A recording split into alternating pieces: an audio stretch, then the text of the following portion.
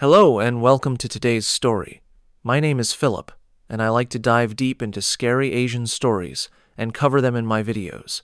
If you have an interesting story you want me to cover, let me know in the comments. I always read all comments. For now, let's get into today's story, where we have a few terrifying tales to share. One of them takes us deep into the quiet halls of a Japanese school, where the sound of dripping water echoes through the empty restroom at night. The janitors say it's just old pipes. The students, they're not so sure. They whisper about something or someone waiting in the last stall, a presence that doesn't belong there. In this story, we go to a middle school in the outskirts of Tokyo, where a group of students stayed late one evening after club activities.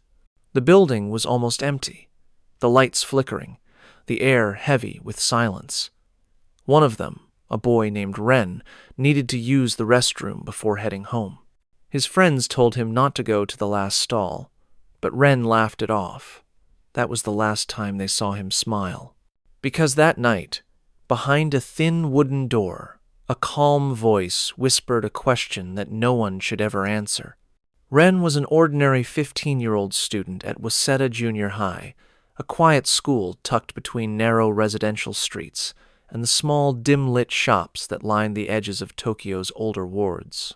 It wasn't a particularly old building, but it carried an atmosphere that felt worn, as though generations of footsteps and whispered secrets had soaked into the very walls. The smell of chalk, rain-damp wood, and disinfectant filled the air, blending into something faintly metallic, like rust or blood. It was early November. The afternoons grew darker, faster, and by the time after-school clubs ended, the sky outside was already a dull shade of gray. Ren was part of the literature club, one of the smallest in the school. That evening, he stayed behind with 3 others to finish arranging poems for the school's upcoming culture festival. The classroom lights buzzed quietly above them, flickering every now and then. Laughter echoed faintly from another floor, then faded. One by one, the other students began to pack up and leave. Ren told them he'd be right behind. He just wanted to check something on his phone before heading out. His best friend, Kana, hesitated at the door. She always worried too much. "Don't stay too long," she said with a small smile. "You know what they say about this building at night." Ren laughed softly, waving her off. "You mean the ghost stories? Please. Those are just things they tell first years to scare them." The door slid shut behind her, and the hallway fell silent. The sound of the rain tapping against the windows grew louder. A few minutes later, Ren stood up, slung his backpack over his shoulder, and realized he needed the restroom before heading out. The nearest one was on the far end of the East Wing, the older section of the school that teachers often said would be renovated soon. The corridor leading there was long and dimly lit, with only every other bulb working. His shoes squeaked softly against the waxed floor as he walked. At the end of the hall stood a sign, "Restroom," slightly tilted, its paint peeling. The door creaked when he pushed it open. Inside, the cold hit him first. The air was strangely still, heavy with the smell of moisture and cleaning chemicals. A single light flickered near the sinks, casting long shadows across the tiled walls. There were 4 stalls. The first 3 stood open. The fourth, the one at the very end, was closed. He hesitated, remembering Kana's words, then shook his head and stepped toward the sinks. The pipes gurgled as he turned on the tap, the water running slower than usual. He splashed his face, trying to shake off the uneasy feeling that had started crawling up his neck. Just as he was about to leave, he felt it, a soft chill brushing the back of his neck, like someone had walked behind him. He turned quickly, scanning the empty restroom. Nothing. Just the faint hum of the flickering light. Still, something felt off.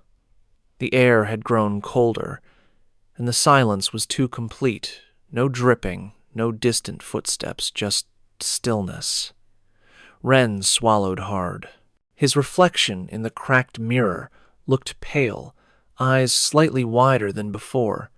He forced out a shaky laugh. "You're really letting this place get to you," he muttered under his breath. He started to walk toward the exit, then paused. From the far end of the room, behind the closed stall, came a faint sound, a soft rustle, like fabric brushing against tile. Then, a quiet, steady breathing. Ren froze. He waited, holding his breath, listening. The sound stopped. He stared at the closed stall door, his pulse quickening. He could see the faint shadow of something under the gap. Not quite feet, but the suggestion of movement. Maybe someone else was there. A teacher. Another student. He almost called out, but the words caught in his throat. Something deep down told him not to speak. Not yet. Outside, the rain grew heavier. The hallway lights dimmed again. And somewhere in the still air of that empty restroom, the faintest hint of a whisper began to form. Ren stood frozen, his eyes fixed on the last stall. The faint rustling he heard earlier had stopped completely, but the silence that followed was heavier, thicker somehow, as if the room itself was holding its breath. The flickering light above buzzed faintly, and in that sterile white glow, every sound seemed louder. The dripping tap, the hum of the fluorescent bulb, the echo of his own shallow breathing. He tried to convince himself that someone was simply inside. Maybe another student had come in quietly. Maybe it was just a janitor. But no one worked this late, not in the East Wing. The teachers always locked this side of the building before leaving. He'd passed the staff room earlier and seen the lights turned off. He should have known that no one was supposed to be here. Ren called out softly, his voice echoing off the tiled walls. "Hello?" No response. He took a step closer. The sound of his own shoes scuffing against the wet tiles seemed painfully loud. "Is someone there?" he asked again, forcing a laugh to hide the nervous tremor in his voice. The silence held for several seconds. Then came the sound. A slow, deliberate scrape like fabric brushing along the inside of the stall. Then a faint, rhythmic tapping, as if someone's fingers were drumming lightly against the metal divider. Ren's stomach tightened. He leaned slightly, trying to peek under the door, but the space was too dark to see anything clearly. He could only make out the faintest outline of what might have been a foot, but it didn't move. "Sorry," he said quickly, backing away. "Didn't mean to bother you." He turned toward the exit. His hand was just inches from the door handle when something stopped him.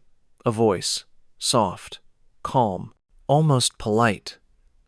"Would you like red paper or blue paper?" Ren froze mid-step. The voice didn't sound like anyone from his school. It was too smooth, too controlled, neither male nor female, but something eerily neutral, as if spoken through a layer of distance. His mouth went dry. "What?" he whispered. The voice repeated itself, slower this time. "Red paper or blue paper?" The question seemed to hang in the air, heavy and suffocating. Ren tried to laugh again, but it came out thin and shaky. "Okay, very funny. Who's there?" No answer, only that same cold stillness. He could hear the rain pounding harder outside now, each drop against the window like a faint tapping from somewhere far away. The flickering light buzzed again, dimming for a heartbeat before coming back stronger. For a second, Ren thought he saw something shift beneath the stall door, a shadow taller than it should have been. His heartbeat pounded in his ears. The rational part of his mind screamed at him to leave, but his curiosity, something deeper, more stubborn, kept him there. He'd heard the stories before, half-jokingly shared among students, the ghost in the restroom, the one that asks questions no one should answer. But those were just urban legends. He didn't believe in that stuff. Still, "Who's doing this?" he asked again, his voice trembling now. There was a pause. Then, softly, the voice spoke once more. "Choose." Something in its tone shifted. The politeness vanished. The air seemed to vibrate with an undercurrent of something darker, expectant, patient, as though whatever was behind that door wasn't going to ask again. Ren's hand reached instinctively for the restroom door. The handle felt cold, almost wet. But when he tried to push, it didn't budge. It was stuck. He pushed harder, the metal rattling under his palm, but it was no use. The door refused to move. Behind him, the sound came again. This time, a slow, dragging movement across tile. It was coming closer. Ren spun around, eyes darting toward the stalls. The first 3 remained open and empty. The last one. The door was now slightly ajar. He could see the edge of something red fabric peeking through the gap. It shimmered faintly under the flickering light, smooth like silk, deep like fresh blood. Ren stumbled backward, hitting the sink with a loud thud. His phone slipped from his hand, clattering to the floor. The light flickered again, plunging the room into half-darkness for just a second. When it came back on, the door to the last stall was completely open, but there was no one inside. Just the faint flutter of red cloth on the floor, as if a cloak had just been dropped there. Ren's breathing quickened. He reached down with shaking hands and grabbed his phone. The screen lit up, its glow cutting through the dim light. He turned on the flashlight and swept it across the restroom. Every shadow seemed to stretch and twist under the beam. The stall was empty, the floor wet, the air freezing. But when he turned the light toward the mirror, his blood ran cold. In the reflection, he wasn't alone. Standing several steps behind him, visible only in the glass, was a tall figure draped in red. Its face was covered by a white mask, smooth, featureless, except for a faint outline where eyes should have been. It didn't move. It didn't breathe. It simply stood there, head tilted slightly to the side, as if watching him. Ren turned around. Nothing. He looked back at the mirror. The figure was closer. He stumbled back, hitting the wall. The flashlight trembled in his grip. "This isn't real," he whispered. "This isn't real." The lights flickered again. The reflection blurred, then cleared. The mask in the mirror seemed to smile. Ren bolted for the door, slamming his shoulder into it. This time, it gave way. He burst into the hallway, panting, heart pounding like it might tear through his chest. The corridor was dark now, every bulb but one completely dead. He didn't stop to look back. He ran. But behind him, from the darkness of the restroom, came that calm, unshaken voice, echoing down the hall like a quiet invitation. You didn't choose. Ren didn't stop running until he reached the stairwell at the end of the east wing. He leaned against the wall, gasping for air, every breath sharp and shallow. His hands were trembling so hard that his phone nearly slipped again. He stared down the dimly lit hall behind him, half expecting that red figure to appear at any moment. But nothing moved. The corridor stood empty, silent, except for the hum of dying fluorescent lights. For a long moment, he didn't move. He told himself he was overreacting. He hadn't really seen anything. It had to be a trick of the light, a reflection, his brain playing with shadows. The stories about Akamanto were just urban myths. He knew that. But the smell, that faint, metallic scent that clung to the air, it hadn't been there before, and his body still felt wrong, heavy with a kind of dread that logic couldn't wash away. Ren turned to head down the stairs, but stopped when he noticed the sound of footsteps echoing up from below. Slow, deliberate, echoing against the stairwell walls. For a split second, relief flooded through him. Maybe it was a teacher locking up. He called out, "Hello? Is someone still here?" The footsteps stopped. "Hey, it's Ren, from Class 2B. I think I got locked in." The lights above him flickered again, this time longer, slower, like something was feeding on the electricity. And then, faintly, the footsteps began again, but now they were coming from behind him. He turned sharply. Nothing. The stairwell air felt colder now. He backed down one step at a time, gripping the handrail with trembling fingers. His heart pounded so loud he could barely hear anything else. Halfway down, he froze. There was something at the landing below, a faint smear of color on the wall. He angled his phone's flashlight toward it. Red, a single streak, thin as a brushstroke, glistening slightly in the light. Paint? No. It looked too wet, too dark. Ren's hand started to shake as he lowered the beam. On the floor, just below the smear, lay something small, a folded piece of paper. Hesitant, he crouched and picked it up. It was damp, soft around the edges, as if it had been soaked in something. He unfolded it slowly. 3 words, written in messy red ink. "Don't choose either."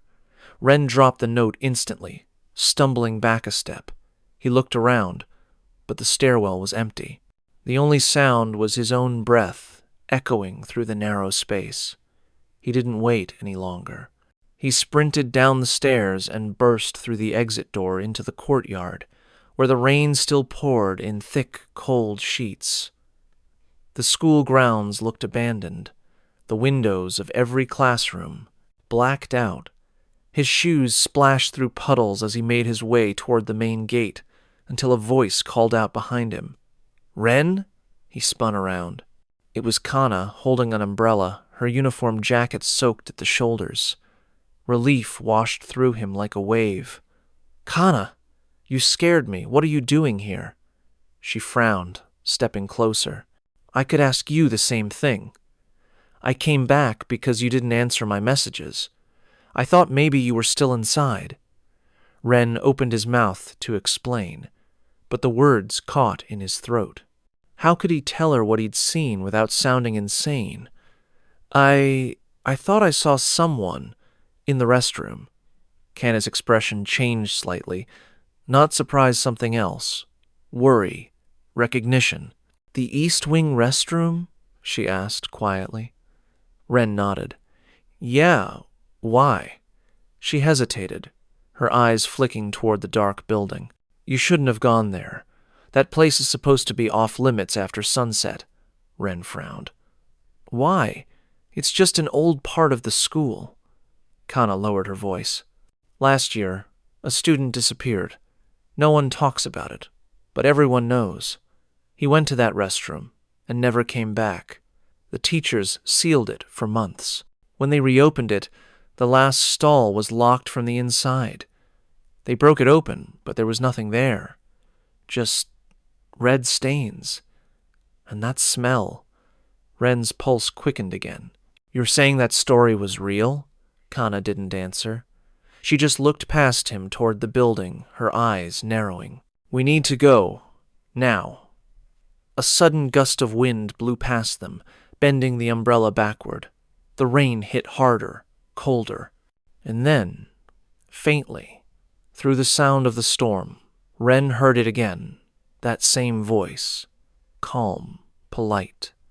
"Would you like red paper or blue paper?" Kana froze. The color drained from her face. "Ren," she whispered, "don't answer it."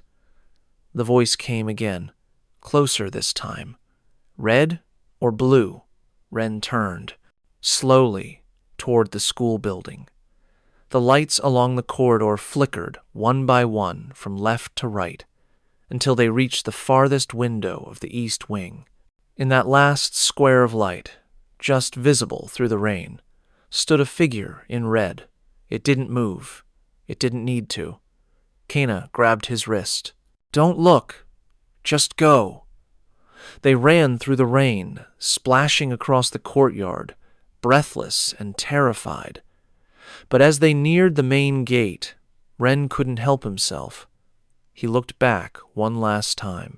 The figure was gone. Only the faint flutter of something red drifted from a window above the same shade as blood, swaying slowly in the wind, like a piece of silk waiting to fall. The rain drenched them completely as they sprinted down the narrow street that led away from the school. Their shoes slapped against the pavement, puddles splashing high with every desperate step. Kana's umbrella had snapped in half from the wind, and Ren's phone light was their only guide in the near-total darkness. The storm had swallowed the sound of the city, leaving only the violent rush of rain and the ragged gasps of their own breathing. Ren's mind raced. The voice still echoed in his head, polite, patient, soft, but wrong in every way a human voice could be wrong. Red paper or blue paper? It wasn't just a sound. It stayed with him, coiling in the back of his thoughts like an echo that refused to fade. They turned into a small alley lined with vending machines and parked bicycles, hoping to find shelter. Kana grabbed his arm and pulled him beneath the overhang of an old shuttered shop. For a moment, neither of them spoke. Their clothes clung to their skin, cold and heavy. Kana finally broke the silence. "Ren," she said quietly, "you need to tell me exactly what you saw." Ren hesitated, his teeth chattering slightly. I don't even know how to explain it. I heard someone in the restroom behind the last stall. Then it asked me if I wanted red paper or blue paper." He swallowed hard. "And when I looked in the mirror, there was someone behind me. A tall figure in a red cloak with a white mask. It didn't move, but it was closer every time I blinked." Kana's face went pale. "You saw it?" Ren frowned. "What do you mean, I saw it?" She looked around nervously before answering. "My grandmother used to tell me about Akamanto.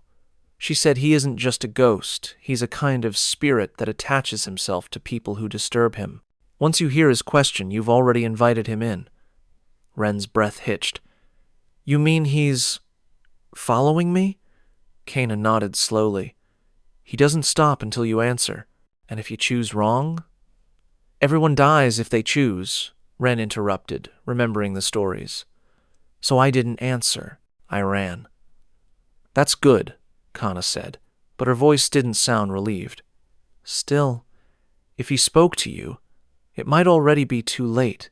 The question isn't a choice, it's a test." Ren shook his head, trying to make sense of it all. "A test for what?" Before she could answer, something sharp cracked above them, the sound of a metal sign being ripped loose by the wind. Kana jumped.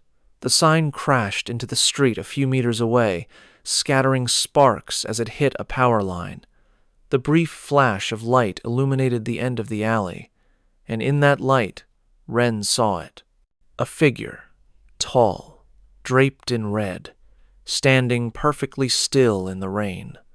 The white mask gleamed faintly beneath the streetlight, featureless and blank. But even from this distance, Ren could feel its eyes on him. Kana grabbed his arm. "Don't look at it." "I'm not—" Ren started, but his voice cracked. He couldn't look away. His body felt locked, frozen by something deeper than fear. The air itself seemed to hum, the raindrops slowing, bending, as though the world around him was holding its breath again. The figure began to move, not walking, but gliding, like its feet barely touched the ground. Every flicker of the broken streetlight brought it closer. Kana pulled Ren toward the back of the alley. They stumbled into a side path that led behind the buildings, lined with discarded crates and trash bins. The sound of their footsteps mixed with the relentless rain. But no matter how far they ran, Ren felt the weight of something behind him, the air pressing in, the faint echo of a voice whispering just beneath the storm. "Red or blue?" Kana stopped suddenly, pointing toward a small storage shed at the end of the lane. "In there!" They pushed inside, slamming the metal door shut behind them. The space was small, smelling of rust and mold. A single light bulb hung overhead, swaying gently. Kana leaned against the door, trying to steady her breathing. Ren stood in the center of the room, shaking dripping water onto the cracked cement floor. "This isn't happening," he muttered. "It's just some sick prank. Someone's messing with us." Kana's expression was grim. "Then how do you explain this?" She pointed to his sleeve. Ren looked down. The cuff of his uniform was stained dark red, not blood, but something thicker, almost glossy, like ink. It smelled faintly metallic. He rubbed at it frantically, but it didn't come off. Instead, the red seemed to spread, seeping into the fabric as if alive. Kana backed away. "Don't touch it!" Ren's heart hammered in his chest. "What's happening to me?" Before she could answer, the light bulb above them flickered violently, casting long, jerking shadows across the walls. Then, with a sharp pop, it went out. Darkness swallowed the room. The only sound was the rain outside, and then a soft, deliberate sound from behind the door. Knock, knock, knock. 3 slow knocks, each one louder than the last. Ren stepped back, gripping his phone, fumbling to turn on the flashlight. Kana whispered, "Don't open it! The knocks!" Stopped. A pause. Then the calm, polite voice came again, so close it might have been whispering through the crack in the metal. "Would you like red paper or blue paper?"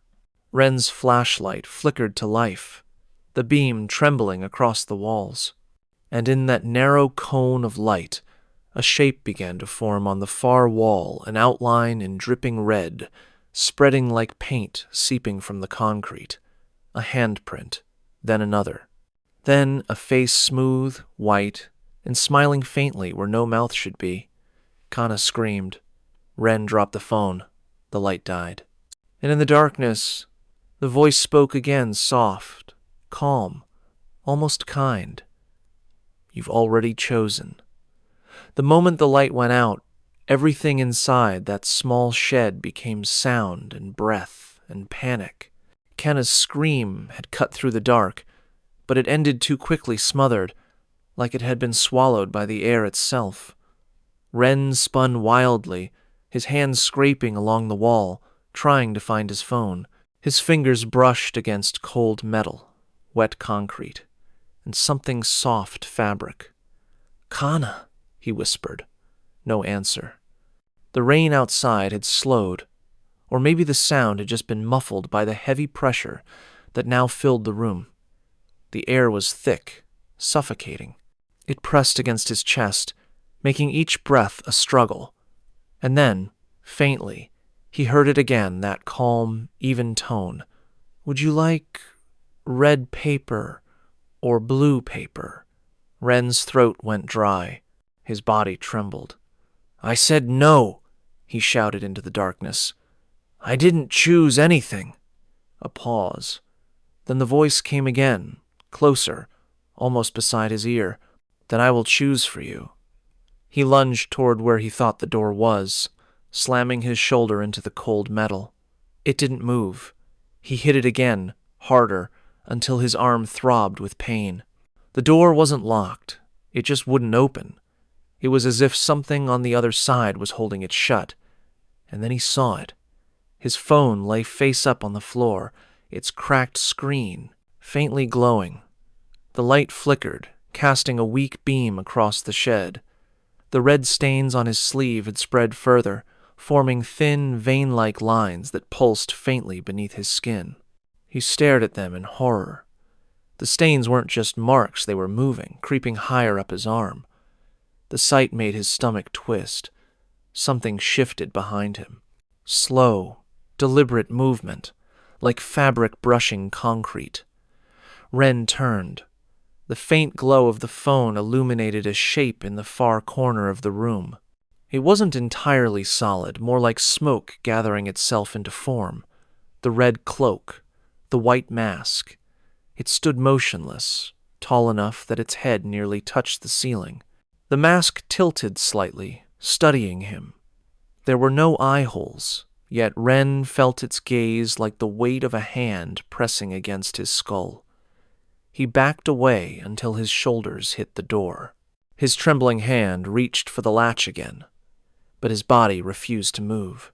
The air had turned cold, the kind of cold that made his bones ache. "What do you want from me?" he managed to whisper. For a long time, the figure didn't answer. Then, slowly, the mask began to crack not from damage, but as though it were smiling. Its voice came again, softer now, echoing from everywhere at once. "You came to the place where I linger. You heard my question, and you stayed to listen. Few ever do." Ren's breath came in shallow bursts. "You're not real." The cloak stirred. "Once, I was real." The air grew even colder. The walls began to pulse faintly with the same red glow as the marks on Ren's arm. The voice deepened, resonating through the metal walls. "They called me Akamanto, but before that I had another name, one I can no longer remember." Ren stared, frozen. The voice wasn't angry. It wasn't even threatening. It sounded almost sorrowful. "I used to visit this place," the figure continued. "I was human once, a man. They mocked me, hid from me, whispered as I passed. I wore a red cloak to hide my face, to keep their cruelty from finding me. But one day, I went into that stall to escape them, and I never came out again." Ren felt his heart pounding in his chest.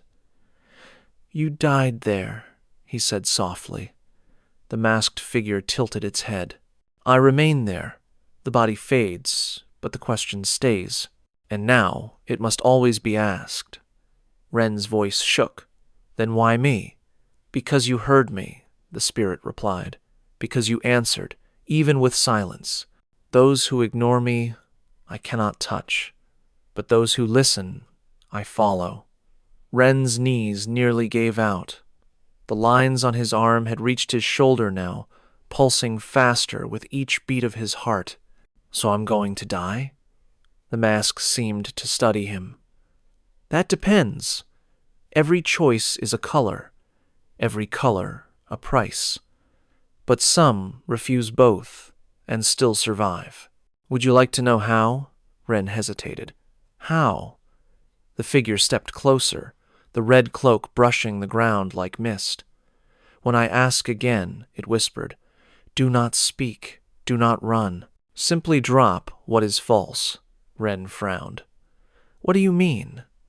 The spirit leaned forward, close enough that he could see faint cracks along the mask's surface. "What you carry that isn't yours. The thing that binds you to me." He glanced down at his uniform, at the spreading stains crawling across the sleeve. "The paper," he whispered. The cloak nodded once. Ren reached for his pocket. He had forgotten the folded note he'd found on the stairwell, the one written in red ink. "Don't choose either." The words had been bleeding through the paper, faintly warm to the touch. He pulled it out now, and his fingers burned. The red veins along his arm pulsed violently. He dropped the note. The moment it hit the ground, the temperature in the room shifted. The air lightened, as though something had released its grip. The lines on his arm stopped spreading. The light from his phone flickered, steadied. Ren looked up, but the figure was already fading, dissolving into the shadows. Only the faint shimmer of red cloth lingered, like the afterimage of a flame. Before it vanished completely, the voice spoke one last time, quieter now, like a fading memory. "Do not return to where I dwell. The question must always wait, but the answer need not be yours." And then the room was empty. Ren stood there, shaking, surrounded by the soft hum of silence. The rain outside had stopped. The metal door swung open with a long, low creak, unlocked. He stepped out into the night. The sky was gray, the storm breaking apart into a thin mist. The school building loomed in the distance, dark and silent. The last stall, the red cloak, the whispering voice, they all felt impossibly far away. But as he started down the street, he felt something cold brush against his wrist, like the faint touch of paper dissolving in his hand. The morning came gray and silent. The rain had stopped, leaving the streets slick and shining beneath a pale sky. Ren walked home in a daze, his uniform still damp, his skin clammy from the night's chill. Every step felt heavier than the last. The world around him seemed normal again. Cars passing, birds calling from power lines, but none of it felt real. When he reached his apartment, he half expected to see red stains still crawling across his arm. But there was nothing. His sleeve was clean, his skin unmarked. The only proof of what had happened was the damp phone in his pocket and the hollow feeling in his chest. His mother called from the kitchen, asking if he'd stayed late at school again. He answered quietly, saying he was just tired. She smiled faintly and went back to cooking. For a brief moment, Ren let himself believe it was over. But as he walked past the bathroom door, something made him stop. The air felt colder there, unnaturally cold. The light above the mirror flickered once. He stared at his reflection, half expecting to see that white mask behind him again. Nothing. Just his pale, exhausted face. He exhaled shakily and reached for the doorknob, meaning to splash water on his face. But when he pushed the door open, his stomach dropped. The roll of toilet paper beside the sink had been replaced. The usual white paper was gone. In its place hung 2 new rolls, one red, one blue. Ren froze. His heartbeat thundered in his ears. From somewhere deep within the small apartment bathroom, a calm, polite voice whispered soft enough to almost sound like a memory. "Would you like red paper or blue paper?" Ren's breath caught in his throat. He stumbled backward, slamming the door shut. The whisper came again, muffled but unmistakable. "Choose wisely." The light in the hallway flickered, then went out. Outside, the sky darkened once more, though the storm had long passed. And in the still air of that quiet Tokyo apartment, the faint rustle of silk brushed the floor soft, deliberate, patient. After stories like the Akamanto, you'd think people would avoid school restrooms and dark hallways altogether. But Japan's urban legends don't end at the classroom door. They follow you home, to the streets, even to the train stations where the night feels endless. Each whisper, each echo in the dark, seems to belong to something watching, waiting. And while Akamanto asks a question you can't answer, the next spirit doesn't bother asking at all. She comes crawling out of the shadows, dragging herself across the ground with a sound that chills the spine, teek, teek, teek, teek. Some say if you hear that noise after the last train is gone, you've already run out of time. 1 story done and 3 to go. I hope you like the stories so far. When I make these long videos, there are nights where I stay up really late working on them. Tomorrow I will be uploading another video. If you don't want to miss it, please subscribe. It's free, and it would help my channel get some recognition for daily posting. Thank you. It was just past midnight when Yumi missed the last train home. The announcement had already echoed through the station, last train departing for Chiba, but she'd been too late, watching helplessly as the doors closed and the cars disappeared into the tunnel. Now, the platform was empty. The vending machines hummed softly, fluorescent lights flickering above her, casting long shadows across the tiled floor. Yumi was 23, a university student juggling night shifts at a small cafe near the station. She wasn't supposed to work this late, but a coworker had called in sick. Her phone battery was nearly dead. The trains had stopped running, and the next wouldn't come until 5 in the morning. For a moment, she considered sleeping in the waiting area, but the cold concrete benches and the echoing hum of silence made her uneasy. She decided to take the long way home by foot. The walk would take almost an hour, but she had done it once before. The streets would be quiet at this hour, and the city lights would at least guide her part of the way. She zipped up her coat, adjusted her bag, and began walking toward the stairs leading out of the station. The air outside was sharp and still. The faint scent of rain lingered, even though the sky above was clear. Streetlights buzzed overhead, one of them flickering in a slow, rhythmic pulse. Yumi's footsteps echoed softly as she crossed the bridge that arched over the empty tracks. Down below, the steel rails gleamed faintly, stretching endlessly into the dark. Halfway across, she stopped. From somewhere beneath the bridge, a faint sound echoed upward metal scraping against concrete. It was subtle at first, almost blending with the wind. She leaned over the railing slightly, trying to see. Nothing. Just shadows and the faint glint of the tracks. Probably a stray cat, she told herself, forcing a nervous laugh, still as she continued. Walking. She couldn't shake the feeling that the sound hadn't been random. It had rhythm, a pattern. Tech, tech, tech, tech, tech.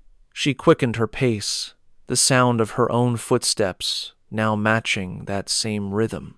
The night was colder, suddenly. Her breath came out in soft clouds as she descended the stairs toward the street. The shops along the road were all closed, shutters down, signs turned off. Only a lone streetlight burned at the corner, illuminating a row of vending machines and a rusted bicycle leaning against a fence. Yumi stopped again. The scraping sound had returned, faint but clear, coming from somewhere behind her. She turned. The street was empty. The bridge above loomed in silence. The only movement came from a loose poster fluttering on a wall. Her phone buzzed weakly in her pocket, 10% battery left. She opened the flashlight app, the glow spilling across the ground as she walked faster. Every few steps she glanced back, telling herself she was just being paranoid. Tokyo at night could feel strange, like this familiar places suddenly distant, the air thick with quiet that didn't feel right. At the next intersection, she noticed a small figure under the streetlight ahead. Someone crouching near the edge of the sidewalk. Their back was turned, shoulders hunched. Yumi slowed down, her pulse rising. The figure looked odd. Their upper body was visible, but their legs, she couldn't see them at all. "Excuse me?" she called softly. The figure didn't move. She took one hesitant step closer, the sound of her foot echoing in the still air. That was when she heard it again. Teek, teek, teek, teek. Not behind her this time, not beneath her. From right there, in front of her, the figure shifted, slowly.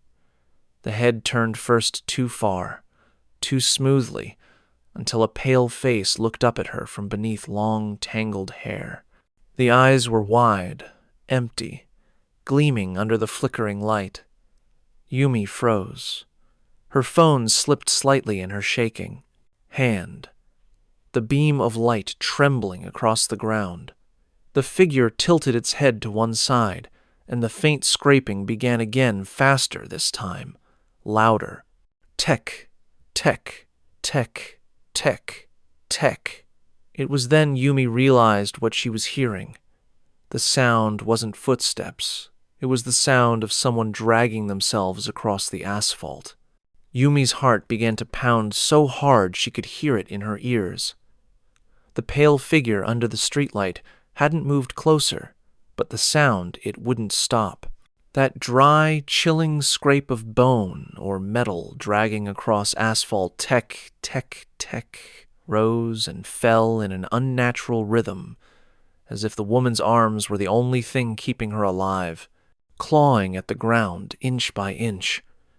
Yumi's first instinct was to call out again, to ask if the person was hurt. But something deep inside her screamed not to. Her throat tightened. The air itself felt wrong, too heavy, too still, as though the night was holding its breath. She stepped back, her shoes crunching against scattered gravel. The figure's head snapped toward the sound too fast, too sharp, and Yumi caught her first real glimpse of its face. It was a woman, or it had been once. Her features were almost human, but stretched and pale, like wet paper pulled too thin. Her eyes were wide and sunken, her mouth hanging open slightly, as if she were caught mid-scream that never ended. Long strands of hair clung to her cheeks, glistening under the streetlight. But what froze Yumi's blood wasn't the face. It was what she didn't see. From the waist down, there was nothing. The figure's body ended cleanly at the torso, the edges dark and uneven as though torn apart. And yet she moved her elbows driving into the ground, dragging the rest of her body forward with horrifying strength. Yumi stumbled backward, covering her mouth to stifle a gasp. The scraping sound grew louder, faster, echoing through the empty street. She turned and ran.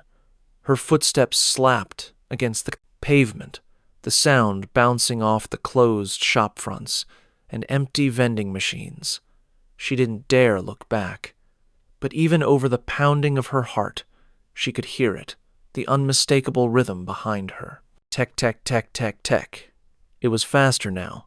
So fast it didn't make sense. No human, no thing should be able to move like that. Yumi sprinted toward the main road where the faint glow of a convenience store sign flickered in the distance. She could see the pale blue glow through the rain-streaked glass, the shadow of a clerk moving inside. Relief surged through her chest. If she could just make it there, if someone else could see her, it would be fine. It had to be. She burst through the door, the chime above it ringing sharply. The warmth of the store's lights hit her like a wave, the smell of instant noodles and coffee briefly cutting through her panic. The young clerk behind the counter blinked at her. "Miss, are you okay?" Yumi turned toward the glass door. Nothing. The street outside was empty again. I think someone's hurt," she stammered. "There's a woman on the road, near the bridge. She's... The clerk frowned. "A woman?" He stepped closer to the window, peering out into the street. "There's no one there." Yumi followed his gaze, her chest heaving. The road was still and quiet, only the faint hum of a passing car somewhere in the distance. "I swear she was there," Yumi whispered. "She was dragging herself. She didn't have..." Her words caught in her throat. She didn't even know how to finish that sentence without sounding insane. The clerk gave her a cautious look. Maybe it was someone playing a prank? There's been weird stuff online lately, fake videos about that ghost. What was her name? Tekka Tekka? He chuckled nervously. "My girlfriend showed me one last week.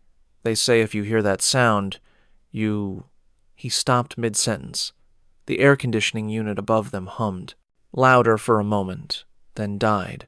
The lights in the store flickered. Yumi's breath hitched. "What?" The clerk turned toward the back of the store, confusion flickering across his face. "That's weird. Power's been stable all week." Then, faintly so soft at first that it could have been the wind they both heard it. "Teke, Teke, Teke." Yumi froze. The sound was coming from outside the glass door. The clerk frowned, moving toward the entrance. "Maybe someone dropped something." "Don't," Yumi whispered sharply.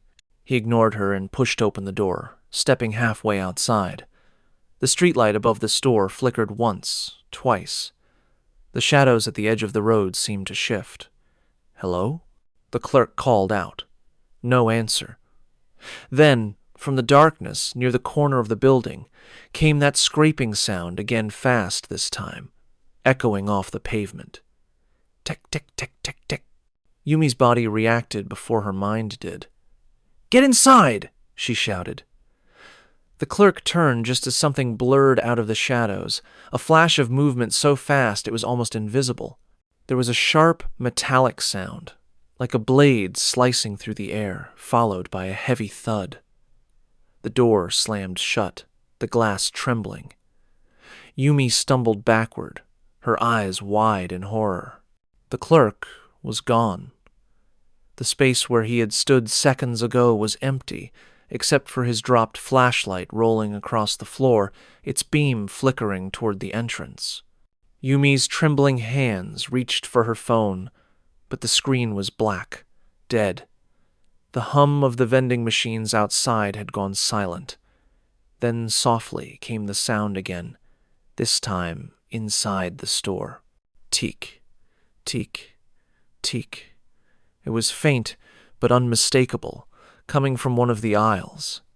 Yumi took one slow step back, her breath shaking, her body screaming to run. The fluorescent lights flickered once more, casting long, jerking shadows across the walls. And in the reflection of the glass freezer door beside her, she saw movement, something low, fast, crawling across the floor between the aisles. The scraping grew louder. The sound was closer. Tech, tech, tech. And this time it wasn't coming from the street, it was right behind her. Yumi didn't turn around right away. Every instinct screamed at her not to. The reflection in the freezer doors showed just enough the blur of motion, the unnatural way the shape twisted and crawled, elbows pounding the floor in sickening rhythm. The sound of dragging flesh against tile filled the air, wet and sharp. Her voice caught in her throat. Slowly, she took a single step forward, the soles of her shoes squeaking faintly against the linoleum. The scraping paused. The silence that followed was worse than the noise itself. She spun around. Nothing. The aisle was empty. Rows of snacks, instant noodles, and bottled drinks stared back at her, neat and untouched. The only thing out of place was a single can rolling slowly across the floor as if something unseen had brushed against it moments ago. Yumi's breathing was ragged. Her body felt numb, her heart slamming against her ribs. She looked toward the door, ready to bolt, when she saw it. A trail of dark, wet streaks leading from the entrance, all the way behind the counter. Her hands trembled as she reached for the phone on the counter. The cord was cut clean through. She turned toward the back of the store. There was a small staff room beyond a half-open door. Maybe there was another exit. Maybe someone else was there. She moved cautiously, her shoes sticking to the wet floor. Every few seconds, she glanced over her shoulder, half expecting the crawling figure to appear again. When she reached the doorway, she pushed it open a little further. Inside, the fluorescent light buzzed weakly above a cluttered table. Shelves lined with boxes of instant ramen, bottled drinks, and cleaning supplies filled the narrow space. On the wall hung a crooked calendar. March. 3 days ago had a small red circle drawn around it, with one word scribbled in pen beside it. Train. Yumi frowned. The word sent a chill through her. She was about to step inside when she noticed something strange. On the floor, beside the shelf, lay a folded piece of paper. At first, she thought it was just a discarded receipt, but when she bent down, she saw the writing shaky, hurried letters scrawled in black ink. Don't look when she stops. She stared at it, heart pounding. The note looked old, crumpled at the edges. A drop of something dark had dried on one corner. What does that mean? She whispered. A faint thud came from behind her. She turned quickly. The freezer door was swinging open. The glass fogged from within. The lights flickered once, plunging the store into momentary darkness before buzzing back on. When they did, there was something new on the floor. A line drawn in dark liquid, stretching from the freezer aisle toward the back of the store, stopping just inches from her feet. and then a sound. Not the scraping this time. Something lighter. A soft, rhythmic tapping TK. TK. TK. But faint, almost like fingernails against glass. Yumi's pulse quickened. She slowly backed into the staff room, clutching her bag against her chest. The air in the small room was colder now, as if the temperature had dropped 10 degrees in seconds. The flickering light above her buzzed louder, erratic. The tapping grew louder. She turned toward the far wall, toward the small window above the shelves that faced the alley. Through the fogged glass, she could barely make out the faint outline of movement. Something was there, dragging itself along the wall outside. Her hand covered her mouth. The shadow moved past the window fast, impossibly fast. Then silence. She waited. Nothing. Yumi forced herself to breathe.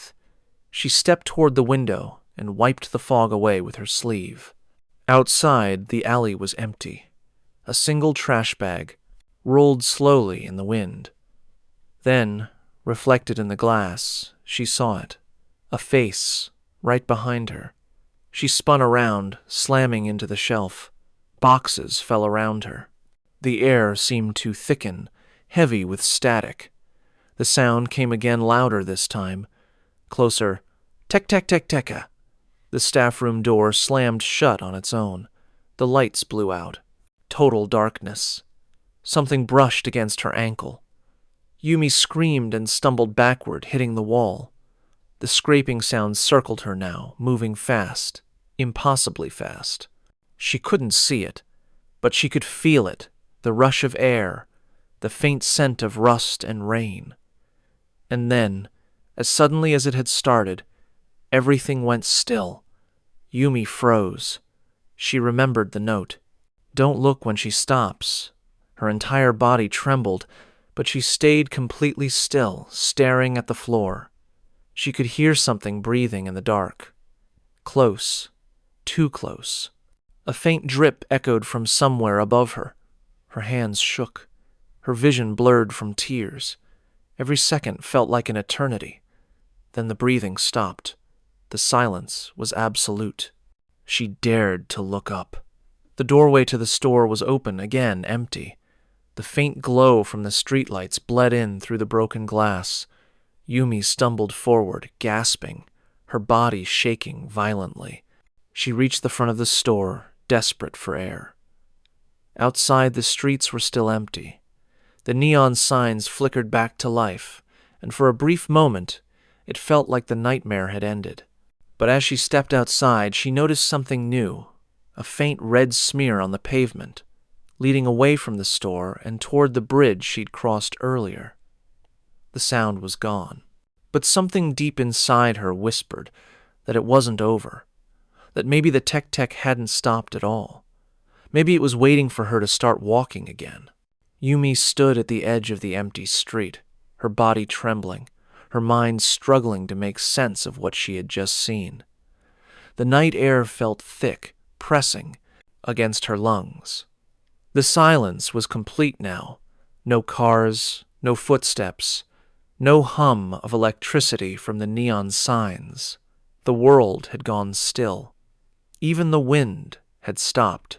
Her eyes followed the faint red trail leading down the road. The stains were uneven, smeared like something or someone had dragged themselves along the ground. It disappeared around the corner that led back toward the bridge. Yumi's instincts screamed to turn the other way, to run and never look back. But something stronger pulled her forward, a hollow curiosity, the kind that comes when fear and disbelief twist together until they're impossible to separate. She had to know if anyone else was out there. Maybe the clerk hadn't died. Maybe it was just blood from an injury. She swallowed hard and began to follow the trail. Each step echoed too loudly. Her shadow stretched and warped under the flickering streetlights. The red stains glistened faintly, leading her toward the underpass that connected the residential area to the main rail line. She could already hear the distant rumble of an incoming train, the first one in hours, though it sounded wrong, slow, dragging, like metal grinding against itself. As she neared the bridge, she noticed the air change again. It was colder here, almost metallic, carrying the faint scent of iron and oil. Her breath came out in white bursts. The concrete walls of the underpass were lined with old posters, half ripped from years of rain and neglect. Her phone was dead, but she lifted it anyway, using its black screen as a mirror, checking the corners around her without turning her head. Nothing, but the sound had returned. Soft at first, echoing from somewhere ahead. Teke, teke, teke. The scraping was slow, deliberate, each syllable stretching like a heartbeat. Yumi froze. The sound was coming from inside the underpass. She stepped back instinctively, but the air behind her shifted a faint breeze, brushing the back of her neck, as if something massive had just moved past her in silence. Her throat tightened. She didn't know where to look anymore. Then she saw movement. At the far end of the underpass, just beyond the last light, something crawled into view.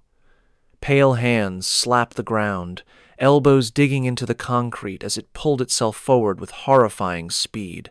The sound was deafening now. Tech, tech, tech. Yumi turned and ran. Her footsteps pounded against the asphalt, her breath tearing through her lungs. She didn't dare look back, but she could feel it closing the distance, the sound getting louder, faster. The scraping was no longer rhythmic. It was chaotic, frenzied, desperate. She darted into a narrow alley beside the bridge, heart hammering in her chest. The alley was lined with rusted pipes and dripping gutters. She pressed her back against the cold wall, trying to quiet her breathing. For a moment, there was silence again, then a whisper. It wasn't the scraping this time. It was a voice. Soft, broken, echoing off the walls. "You ran from the train too, didn't you?" Yumi's blood ran cold. The voice wasn't behind her. It was above her. She slowly tilted her head up. There, clinging to the wall like some impossible creature, was the woman. Her upper body twisted, bones creaking with every movement. Her face hung upside down just a few feet from Yumi's, the long hair swinging like wet ropes. Yumi stumbled backward, nearly tripping over a pile of discarded crates. The woman dropped from the wall, landing on her hands with a sickening crack. Her grin stretched impossibly wide, eyes gleaming with a furious hunger. "I tried to run too," she whispered, dragging herself closer. "But the train always wins." Yumi backed away, her mind spinning. What do you want from me?" The woman's head tilted, her jaw trembling. "I only want what was taken from me." "What was taken?" The grin widened. "My legs." With a piercing scream, the woman lunged. Yumi bolted toward the open street, adrenaline flooding her veins. She could hear the spirit behind her, scraping, dragging, faster than any human could move. The sound filled every corner of the night. Tech, tech, tech! Yumi reached the train crossing just as the signal lights began to flash. A warning bell clanged, echoing through the air. The barrier arms started to descend. The sound of the incoming train grew louder, the vibrations trembling through the ground beneath her. She froze in the middle of the tracks, breathless, disoriented. On the opposite side, she saw movement an old man in a station jacket waving frantically, shouting for her to move. His face was pale with fear. "Get off the tracks!" he yelled. The woman's voice hissed from behind her. "You can't run from what's already cut you." Yumi turned. The spirit was only a few meters away now, dragging itself across the rails, its eyes glowing in the light of the approaching train. The man shouted again, desperate. "Don't move. She feeds on fear. Don't let her see it." Yumi's vision blurred. The noise was deafening now, the train horn blaring, the scraping closing in, the ringing of the signal bell merging into a single shriek of chaos. The old man stepped onto the tracks, his hand reaching toward her. "Look away," he cried. "If you see her when the train passes, she'll take your body for her own." But Yumi couldn't move. The light hit her first, a blinding white that swallowed the world. And through it, she saw the woman's face, close now, inches away, her mouth stretching open wider than humanly possible, whispering through the roar of the train. "Now you'll understand." Then everything exploded into sound and motion, the thunder of metal, the screech of brakes, the flash of red light, and the world went dark. The world returned in fragments, sound first, then light. Yumi's ears rang with the fading scream of metal, the hum of electricity, the hiss of rain beginning to fall again. When she opened her eyes, the night sky swam above her, blurred by streaks of water. She wasn't dead. She was lying beside the train tracks, half covered in gravel, her coat torn and her hands scraped raw. The train was gone. The crossing gates stood open again, the red lights still flashing rhythmically in the distance. Everything else was silent. Too silent. Yumi sat up slowly, wincing as pain shot through her leg. Her mind felt fractured, as if parts of it had been rearranged while she was unconscious. She remembered the woman's face, the pale, twisted expression, and the voice whispering, "Now you'll understand." Her heart thudded painfully in her chest. Across the tracks, the old man who had tried to warn her was nowhere to be seen. Only his flashlight lay in the dirt, the beam still faintly glowing against the rails.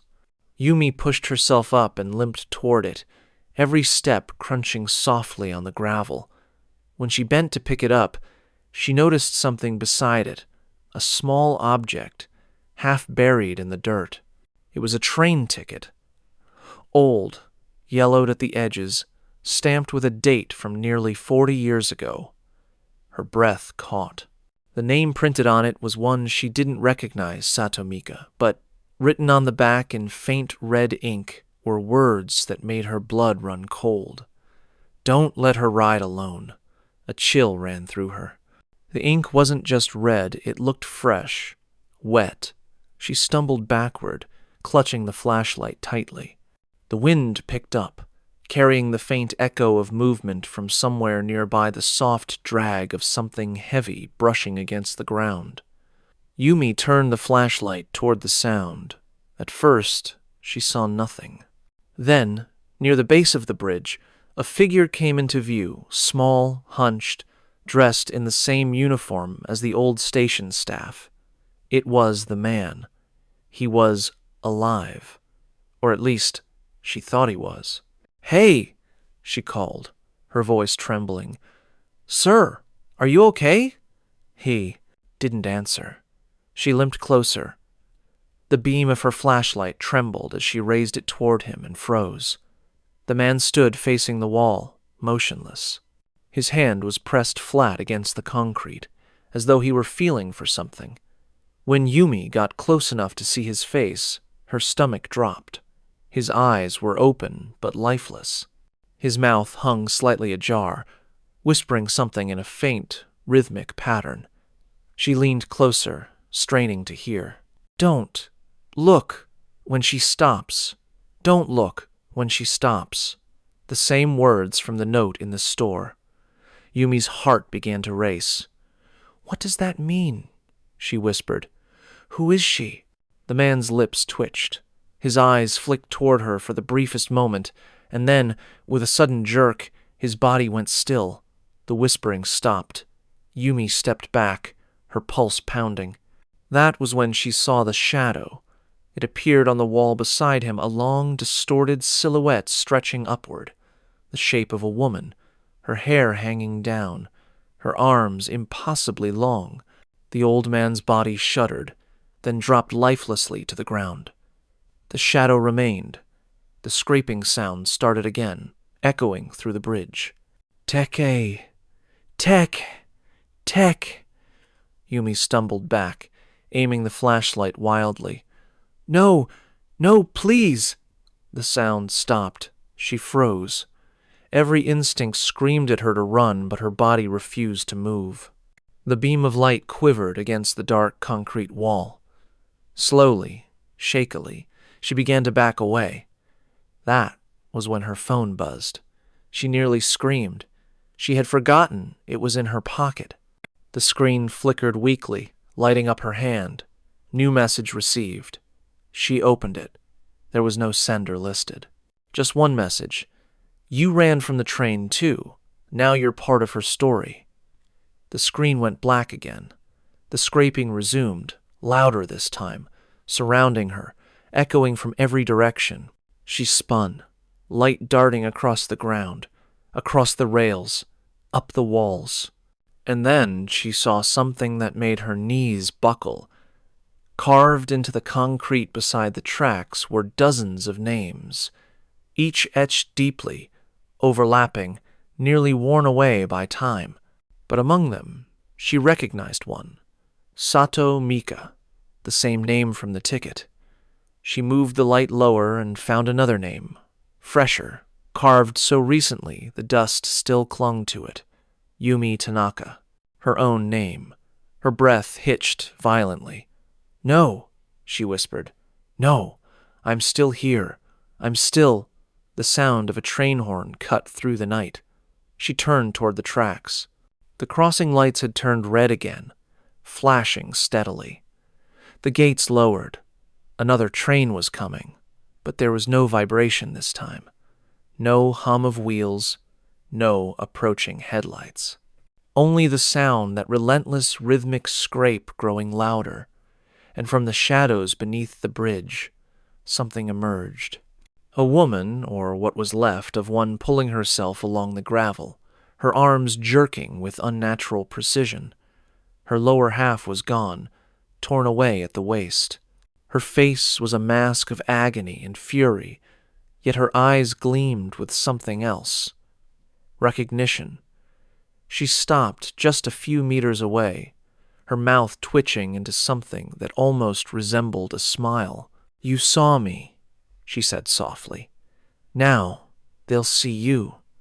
The air rippled around her as the phantom train roared through the crossing, invisible, deafening, cutting through the night with a metallic scream. Yumi threw herself to the ground, covering her head. The noise passed in a rush of wind and dust. When she looked up again, the tracks were empty. The woman was gone. But the old man's flashlight had gone out.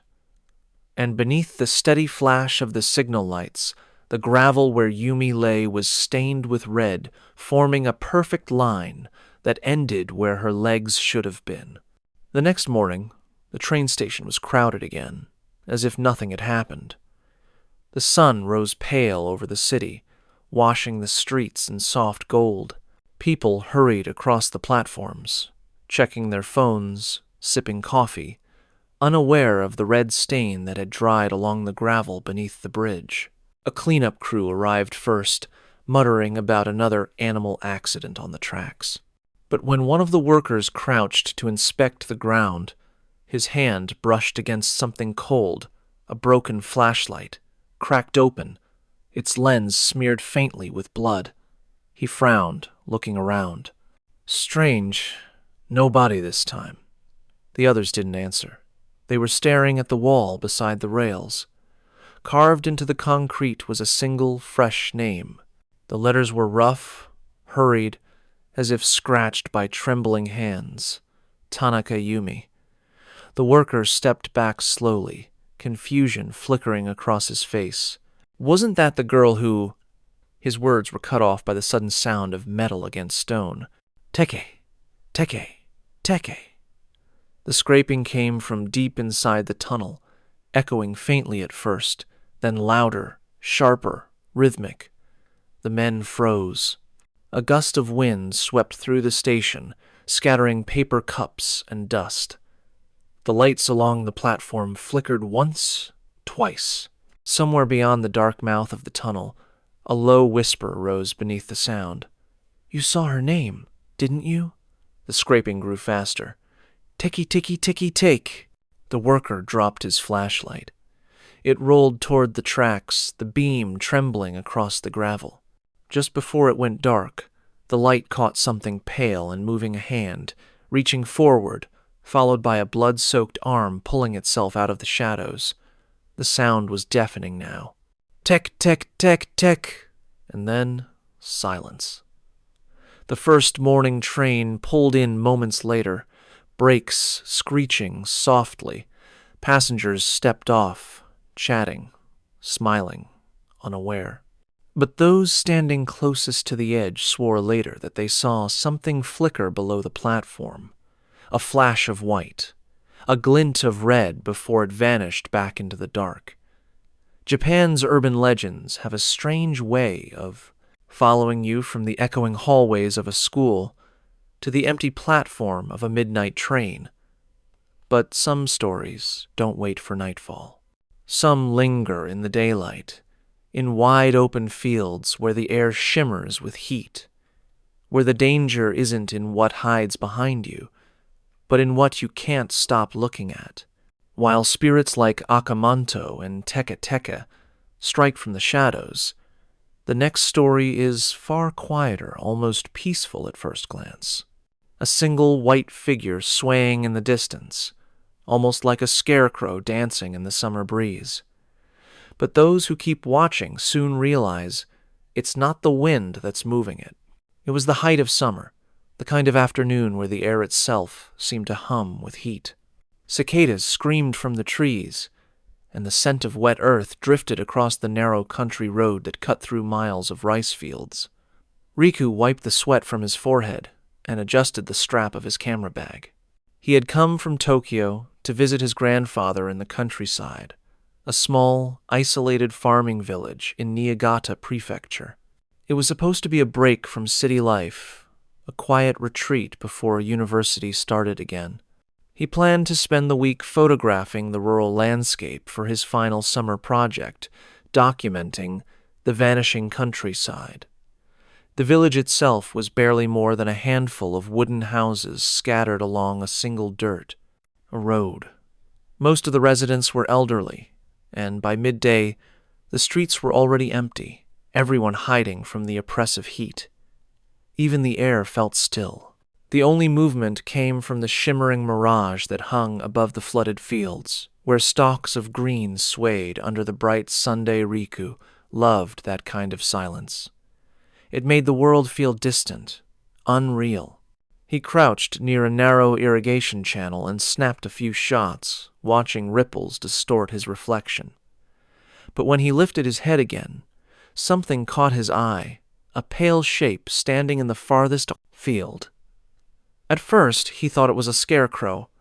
It was tall and thin, dressed in white, its body bending slightly in the breeze. He squinted, raising his camera's zoom lens to get a closer look. The heat haze made the image shimmer and warp. The figure looked almost human, but too slender, its limbs too long, its head tilting rhythmically side to side. He frowned. "Weird scarecrow," he muttered, snapping a quick photo. When he lowered the camera, the figure seemed to sway again, not with the rhythm of the wind, but almost deliberately, like it was aware of being watched. Riku glanced around. No one else was nearby. The only sound was the steady buzz of cicadas and the occasional croak of a distant frog. The longer he stared, the more uneasy he felt. Something about the way it moved didn't sit right. Its motions weren't random or fluid, they were too controlled, too intentional. He shook his head, laughing nervously. Probably just a sheet caught on a pole, he told himself. Still, he raised his camera again. Through the lens, the figure looked clearer now. The white shape seemed to shimmer against the green backdrop, twisting in slow, serpentine motions. It looked almost liquid, bending at impossible angles before straightening again, as if it had no bones at all. Riku blinked, and for a brief second, he thought he saw something like an arm long, translucent, almost waving at him. He lowered the camera quickly, his pulse quickening. When he looked again with his naked eyes, the figure appeared farther away, or maybe taller. He couldn't tell. The heat made the horizon dance, distorting everything in a restless blur. He heard a voice then soft, distant, calling his name. "Riku!" He turned, startled. His grandfather was standing on the road behind him, holding a woven hat against the Sunday. "Don't stay out there too long," the old man said. "The heat can make you see strange things." Riku nodded, slinging his camera over his shoulder. "Yeah, I'm just finishing up." But when he turned back toward the field, the white figure was gone. He blinked, scanning the endless rows of rice plants. Nothing but wind and green. The air felt heavier now, the cicadas suddenly louder, the sun somehow sharper against his skin. He raised his camera once more, peering through the lens at the farthest field, and froze. The figure was back, closer this time, still swaying, still watching. Riku stood frozen on the narrow dirt path, his camera still raised halfway to his face. The white figure in the field swayed lazily from side to side, its movements too fluid to belong to anything human. At first, he thought maybe it was the wind playing tricks, the heat distorting the air into strange shapes. But no, this was different. The motion wasn't random. It was rhythmic, intentional. He blinked several times, squinting through the glare of the Sunday. The figure's body shimmered faintly, as if made of silk or mist.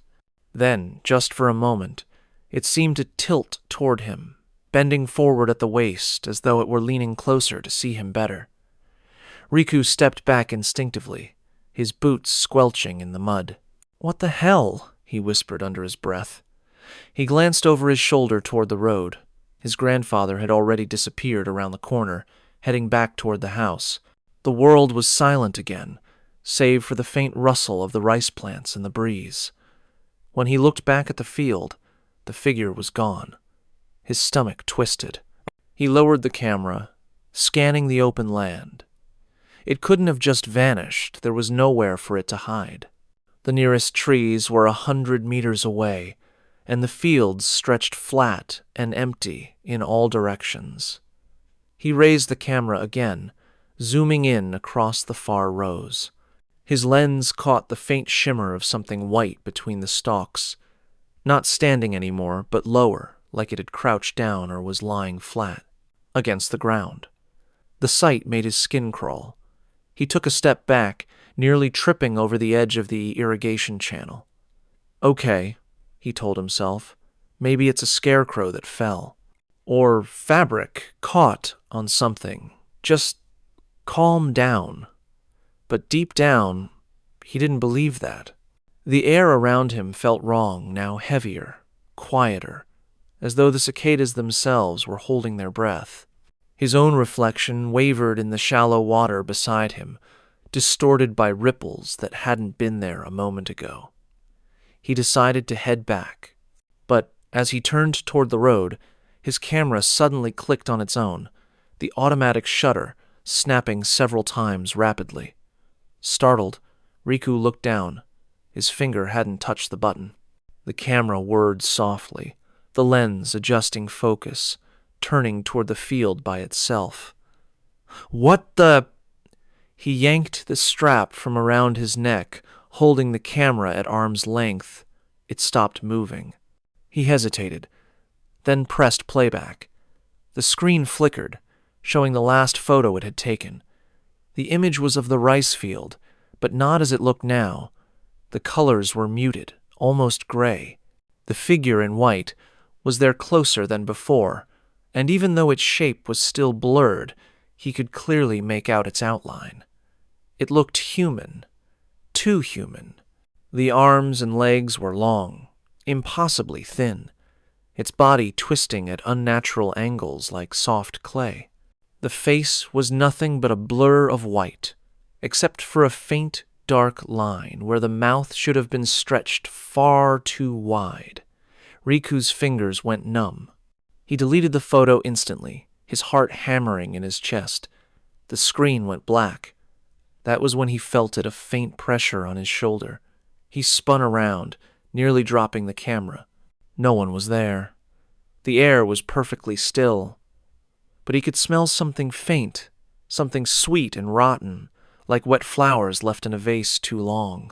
He swallowed hard, backing away until he reached the road again. His house wasn't far, just past the next bend. He turned toward it, walking fast. Every few steps, he glanced back over his shoulder. The fields were empty. Yet, the further he walked, the heavier the air became. The heat shimmered thicker around him, and the hum of insects grew distorted, like a high-pitched static filling his ears. He quickened his pace. When he finally reached the small wooden bridge near the entrance to the village, he stopped to catch his breath. The sound of trickling water beneath the planks calmed him for a moment. He turned to look back at the fields one last time, maybe just to convince himself it was nothing. That was a mistake. Far out in the distance, beyond the glistening rows of green, the white figure was standing again. Only now it wasn't swaying. It was perfectly still. Facing him, the air around it shimmered more violently now, distorting its outline until it looked like it was vibrating. The longer he stared, the harder it was to focus. His eyes watered. His head began to ache. Riku blinked hard and looked away, clutching the bridge railing for balance. His heart was racing. He didn't know why, but his instincts screamed that he shouldn't have looked at it again. The air felt thick, suffocating, pressing down on him like invisible hands. Then, faintly, he heard laughter. Not loud, not quite human either. It sounded like someone giggling from far away, muffled by the heat. He turned toward the sound. The fields were empty again. Only the wind moved now, rippling the stalks in soft, circular waves. Riku's hands trembled as he lifted his camera once more, just to be sure. Through the lens, the horizon was nothing but haze, but when he zoomed in all the way, his breath caught. There, hidden in the heat shimmer, was the faint outline of something bending toward the ground, as if bowing. And even through the distance, through the mirage, Riku could have sworn he saw its head tilt just slightly, like it knew he was, still watching. That night, the countryside was unbearably quiet.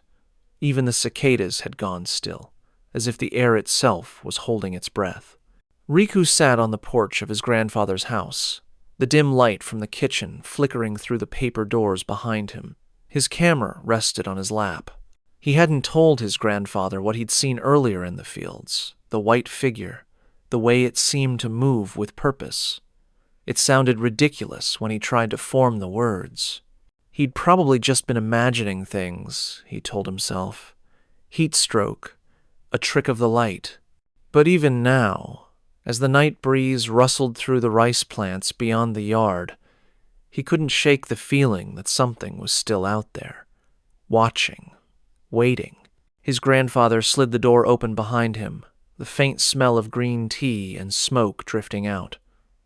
"You're still awake," the old man said, his voice gravelly but calm. "Too hot to sleep?" Riku nodded, not looking up. "Yeah, it's different here. The nights feel louder." His grandfather chuckled softly, lowering himself onto the step beside him. "You're not used to quiet places anymore, I suppose." For a while, they sat in silence, listening to the faint chirps of insects and the croaking of distant frogs. Then Riku spoke, almost hesitantly. "Grandpa, do people around here use scarecrows in the rice fields?" The old man frowned slightly. "Sometimes. Why?" "I saw something today, far out near the south fields. It looked like, I don't know, like a scarecrow made of cloth. But it was moving." The old man's expression darkened. He set down his teacup. "Did you keep watching it?" Riku hesitated. "A little. It looked strange, so I took a picture, but—" He trailed off, noticing how pale his grandfather had gone. "What?" The old man looked at him sharply. "Delete the picture." "I already did," Riku said quickly. But why? It was just, never stare at the things that don't move like they should, his grandfather interrupted, his tone low and firm. If you see something swaying where there is no wind, you look away. You walk home. Do you understand? Riku swallowed hard. Grandpa, what was it? The old man didn't answer right away. His eyes drifted toward the dark fields beyond the house. People here call it kune-kune, he said quietly. It means wiggly, like something twisting in the water. They say it isn't alive, not in the way we are. It just reacts to attention. Riku frowned. Reacts? The old man nodded slowly. It doesn't hurt you if you don't look, but if you do, if you watch it too long, it remembers, and it waits for you to look again. The words settled heavy in Riku's chest. He tried to laugh, but the sound came out shaky. So it's like some kind of ghost story. His grandfather didn't smile. A warning. The clock in the living room ticked steadily, each sound sharp against the silence. Riku looked back toward the fields. The moon hung low, pale and heavy, casting a faint silver sheen across the endless rows of rice. Everything looked still, yet his stomach twisted with the thought of that white figure swaying somewhere out there. He went to bed soon after, but sleep wouldn't come. The heat clung to him, sticky and thick. He turned on his side, then his back, staring at the ceiling. The house creaked softly with the shifting of wood. And then, somewhere outside, he heard a faint rustling, followed by the sound of something brushing through the rice plants. He sat up, heart pounding. It could have been the wind, or an animal, but curiosity got the better of him. He slipped quietly from his futon, grabbed his flashlight, and padded toward the back door. The night was humid, filled with the hum of cicadas again, but softer now, almost distorted. He stepped into the yard, shining the beam across the field. The rice plants swayed gently. Nothing else moved. Then his light caught something white at the far edge of the field. Riku's breath hitched. The same figure, the same impossible sway. He remembered his grandfather's words, never look at it too long. He forced himself to lower the flashlight, but even without seeing it, he could still sense it, the faint vibration in the air, the rhythmic motion just beyond sight. Then, from somewhere behind him, a voice spoke. You saw it again, didn't you? Riku turned.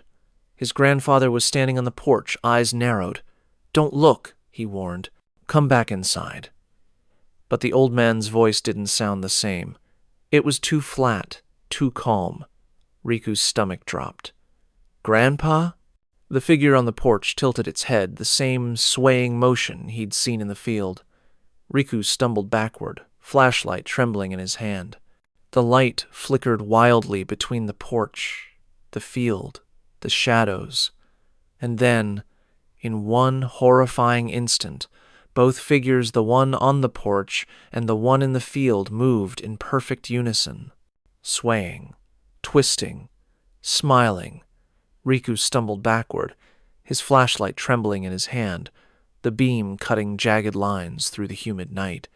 The figure on the porch and the one in the distant field moved as if tethered to the same invisible string, bending, swaying, twisting in perfect mirrored rhythm. Their movements weren't random now. They were deliberate. His throat went dry. Grandpa? He whispered again. The thing on the porch smiled faintly, its head tilting in that slow, unnatural motion. You saw it again, it said, in his grandfather's voice, but the tone was wrong. The words stretched like echoes in water. You shouldn't have looked. The beam of his flashlight flickered, catching the faint shimmer of sweat, or was it light, across the figure's skin. For the first time, Riku realized that whatever was standing on the porch wasn't solid. Its edges rippled faintly, like heat mirage. Its movements were too smooth, too fluid. Behind him, the cicadas had gone silent again. The air thickened. Even breathing felt difficult, as though he was inhaling through a layer of water. Riku's instinct screamed at him to run, but his legs refused to move. The longer he stared, the stranger the figure became, its body shifting, its outline bending in ways that made his vision blur. He blinked. Once, twice, and when his eyes opened again, the porch was empty. The field was empty. He spun around wildly, the flashlight beam dancing across the rice plants. Nothing. Just the soft whisper of the wind, the faint shimmer of moonlight on water. His pulse pounded in his ears. Then snap. The sound came from directly behind him, like a footstep breaking through a patch of dry soil. He turned slowly. Standing only a few meters away, half hidden among the rice plants, was the white figure. Closer now. So close that he could see its surface wasn't fabric or flesh. It was smooth, translucent, like polished wax. Its body swayed gently from side to side, every motion flowing too perfectly, like the ripples of water disturbed by a single drop. Riku's breath caught. The world around him warped, the stars above seemed to tilt, the horizon curving in ways that made him dizzy. His flashlight dimmed, the beam shrinking until it barely illuminated the ground beneath his feet. The figure leaned forward, and he finally saw its face, or what was left of it. There were no features, no eyes, no mouth, no nose. Only a faint indentation where a face should have been, stretching and rippling like soft clay trying to remember its shape. Then it began to laugh. The sound didn't come from its head. It came from everywhere. The air, the ground, inside Riku's skull. A shrill, broken giggle that rose and fell in uneven waves, like static overlaid with human breath. Riku clamped his hands over his ears, stumbling back. "Stop it!" he shouted. "Stop!" The laughter didn't stop. It only grew louder, spinning around him like a whirlwind. The figure began to move, jerking, twisting, its limbs bending backward, folding in on themselves. Each time it moved, it left a faint afterimage in the air, as if dozens of versions of it were flickering in and out of existence all at once. Riku turned and ran. The mud sucked at his boots as he sprinted across the path, his flashlight bouncing wildly. He didn't care where he was going, he just needed to get away. But no matter how far he ran, the field stretched endlessly in every direction. The air pulsed with heat. The moon seemed to grow brighter, larger, as if it were pressing down on him. He stopped, gasping for air. Sweat and tears blurred his vision. "This isn't real," he whispered to himself. "It's the heat. It's just—" Then he saw something glimmer in the dirt. A photograph. He picked it up with shaking hands, brushing away the mud. It was one of his own shots, the ones from earlier that day. The same field, the same horizon. But in this version of the picture, the white figure wasn't far away. It was standing directly behind him. Riku dropped the photo, stumbling backward. The laughter returned, softer now, almost like a whisper. "You look too long," it said. "You saw me move. Now I move for you." He turned toward the voice. The figure was standing at the edge of the bridge now, its form growing clearer with each passing second. Its body no longer wavered like light. It had weight now, shape. It was becoming real. Riku's hands trembled violently. He lifted the flashlight one last time, shining it directly on the creature. The beam wavered, flickering over its form. And then, impossibly, it stopped moving. The stillness was worse than the swaying. Its entire body froze mid-motion, limbs twisted at impossible angles. The air went dead silent. Riku held his breath, frozen in place. Seconds stretched into eternity. Then, without warning, Its head snapped upward, facing him directly. It didn't have eyes, but somehow he could feel it seeing him. The white surface rippled, and faintly, horrifyingly, its featureless face began to change. It was forming his, the same eyes, the same mouth, the same terrified expression. Riku screamed and threw the flashlight, shattering it against the dirt. Darkness swallowed him whole. Somewhere in that suffocating black, the sound of laughter returned soft, endless, almost affectionate. And when the moonlight finally broke through the clouds again, the rice field was empty. Only the faint shape of something, white, swayed gently in the distance, twisting and writhing beneath the heat. The sun rose pale and heavy, diffused through a haze of gray clouds that clung to the horizon. The heat had broken overnight, but the air still felt thick, like something unseen lingered in it. When Riku woke, he was lying on the narrow bridge near the edge of the field. His throat was dry, his skin sticky with sweat and mud. He couldn't remember how he got there. The last thing he remembered was the light breaking, the laughter closing in around him, and the white figure bending into his shape. He sat up slowly, his head pounding. The rice fields stretched endlessly in every direction, silent and still. His flashlight was gone. His camera was cracked beside him, lens shattered. When he pressed the power button, nothing happened. The memory card light blinked once, then died. He looked back toward the house. It was barely visible through the mist. He called out for his grandfather, but his voice sounded strange, distant, like it was echoing inside his skull rather than across the fields. A crow screamed overhead. The sound made him flinch. He stood shakily and started walking. His legs felt heavy, his body sluggish. With every few steps, he caught glimpses of something white swaying in the corner of his vision. But when he turned his head, there was nothing there, only wind stirring the rice. When he reached the yard, his grandfather was waiting on the porch. At first, Riku felt relief, but as he got closer, that relief began to curdle. The old man's eyes were blank, glassy, and his lips moved silently, forming words that didn't seem to belong to him. "Grandpa?" Riku whispered. The old man blinked slowly, as if waking from a trance. "You came back." His voice was hoarse, brittle. "I didn't think you would." Riku frowned. "What do you mean?" "Of course I—" His grandfather shook his head, cutting him off. "You shouldn't have stayed out there. Once you see it, it never really lets you go." Riku froze. "You know about it. The thing in the field." The old man looked away. "When I was young, I saw it too. The kune. I thought it was just a scarecrow waving in the heat. My brother went to check. He laughed when I told him not to. He said I was imagining things."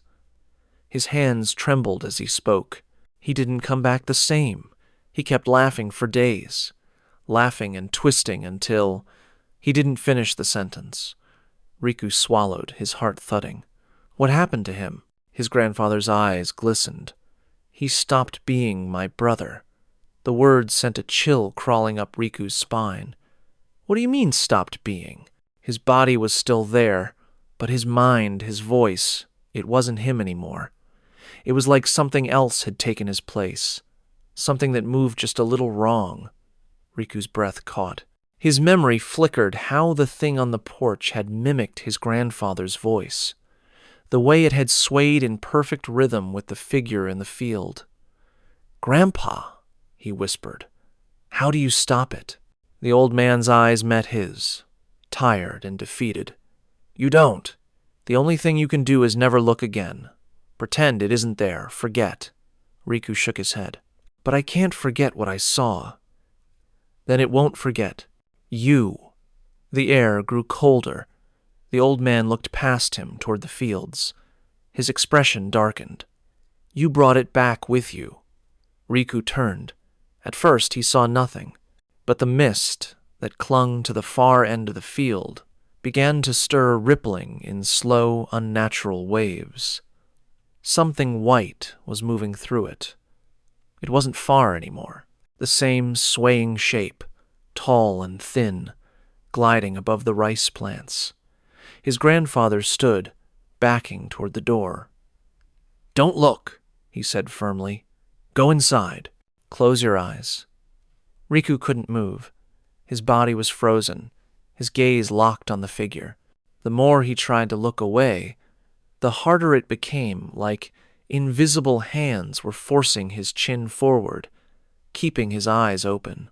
The kune-kune twisted in the haze, bending backward until its head nearly brushed the ground. Its faceless body shimmered like heat mirage, each movement leaving faint afterimages that hung in the air. Riku's vision blurred. His grandfather's voice sounded far away now. "Don't let it see you recognize it. Don't." The old man's words were drowned out by the wind suddenly roaring to life. The air shimmered violently. The figure convulsed once, then split, multiplying like reflections in broken glass.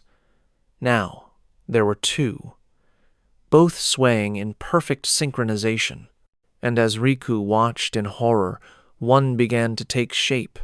Its surface rippled, shifting from white to flesh tone, until it looked exactly like him. Same height, same hair, same terrified expression. Riku stumbled backward, choking on air. No, that's not real." But the copy smiled. His grandfather's voice cut through the wind, trembling. "That's how it starts. That's how it replaces you." Riku turned toward him, eyes wide. "What do I do?" The old man hesitated, then reached for a small pouch hanging near the door, pulling out a handful of dried salt and scattering it across the threshold. "It can't cross if you don't let it," he said. "Stay inside." But before Riku could move, the copy stopped swaying.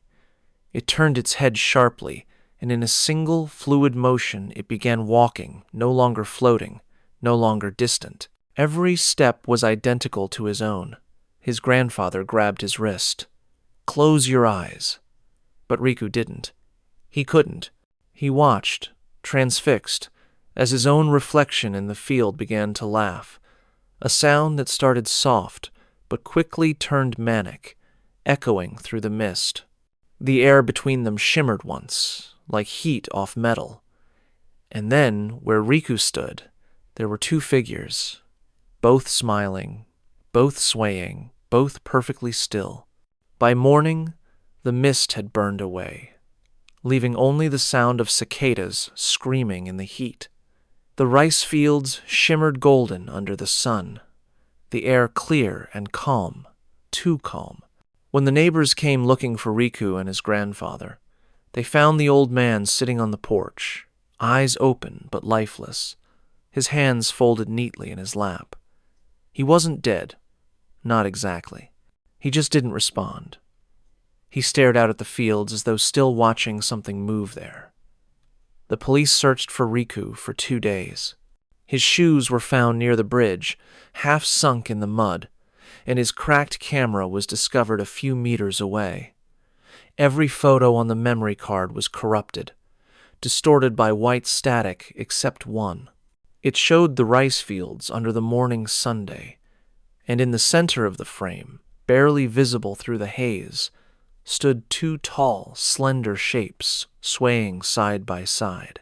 When the file was opened on a computer, the image began to flicker just slightly at first, then more violently, as though the shapes themselves were moving within the picture. The technician who reviewed the file swore he heard something faint when the image played. A soft, wet sound, almost like laughter. He shut the monitor off immediately. But even after the screen went black, the reflection remained for a moment the faint outline of something white, bending and twisting just behind him. The next morning, the computer was gone.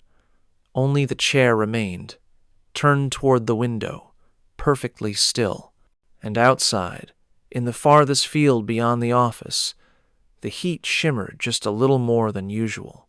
If you looked closely, you could swear you saw something there.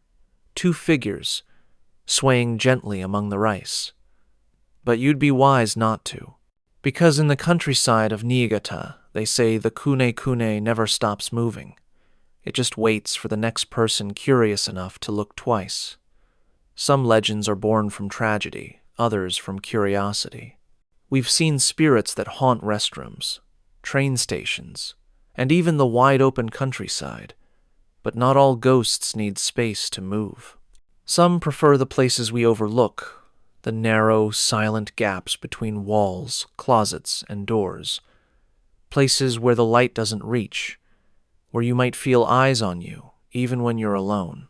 While Akamanto waited in the shadows, and Kune-kune swayed under the sun, this next spirit hides in the smallest corners of our world. She doesn't chase, she waits.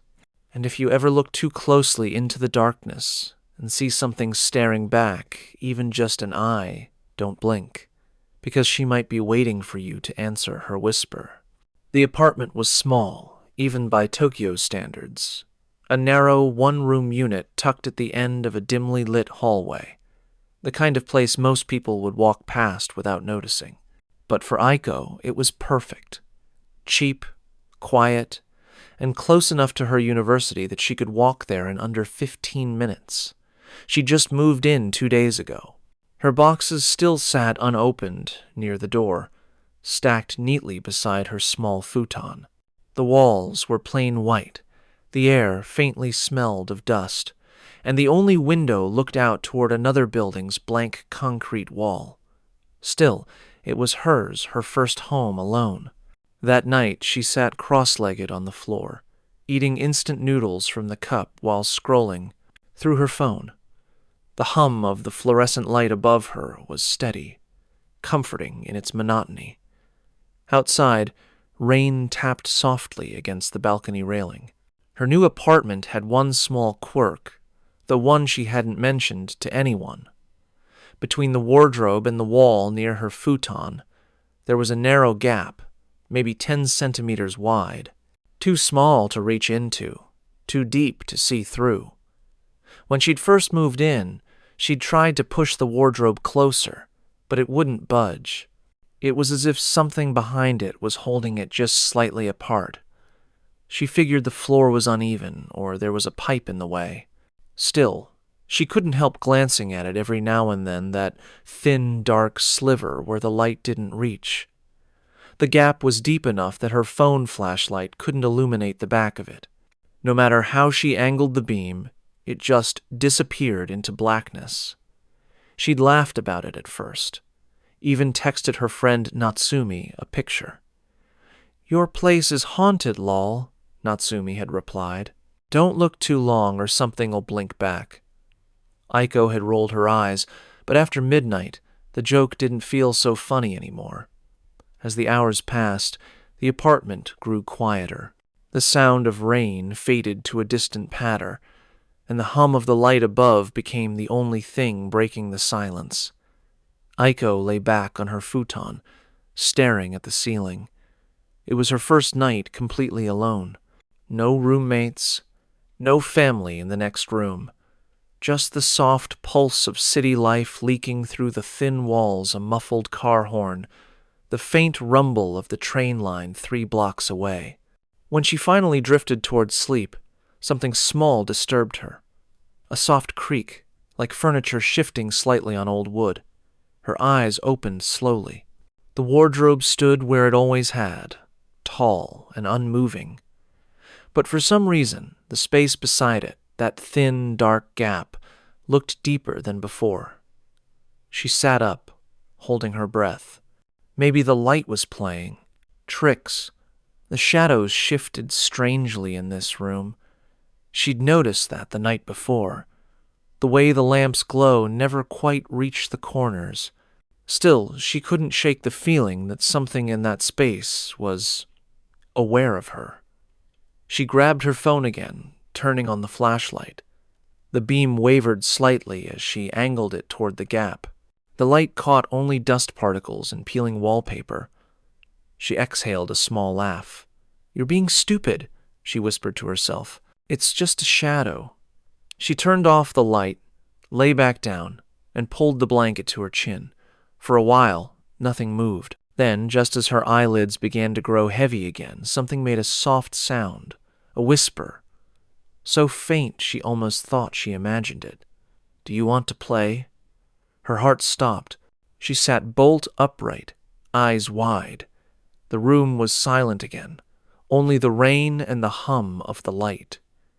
Aiko swallowed hard, forcing a nervous laugh.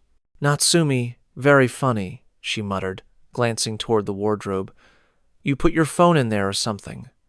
Of course she was alone, but even as she said it, her eyes drifted back to that gap, dark, unmoving, infinite. And this time, she could swear something inside it was breathing. Aiko didn't sleep at all that night. She lay motionless beneath her blanket, staring at the faint outline of the wardrobe in the dark. Every few minutes, she told herself to relax, that she'd imagined it, that the whisper had been nothing more than wind slipping through the window frame. But the sound replayed in her mind again and again, exactly the same each time. "Do you want to play?" The voice had been faint, delicate, almost childlike, not mocking, not cruel, just patient, waiting. By dawn, exhaustion finally pulled her under. When she woke again, sunlight spilled through the window, painting the room in warm gold. For a few seconds, the memory felt distant, even silly. She sat up, rubbing her eyes. "Geta!" "Grip," she muttered. The apartment looked perfectly normal in the daylight. Her clothes were still stacked neatly on the boxes near the wall. The small desk beside her futon held her phone, charger, and a half-finished cup of tea.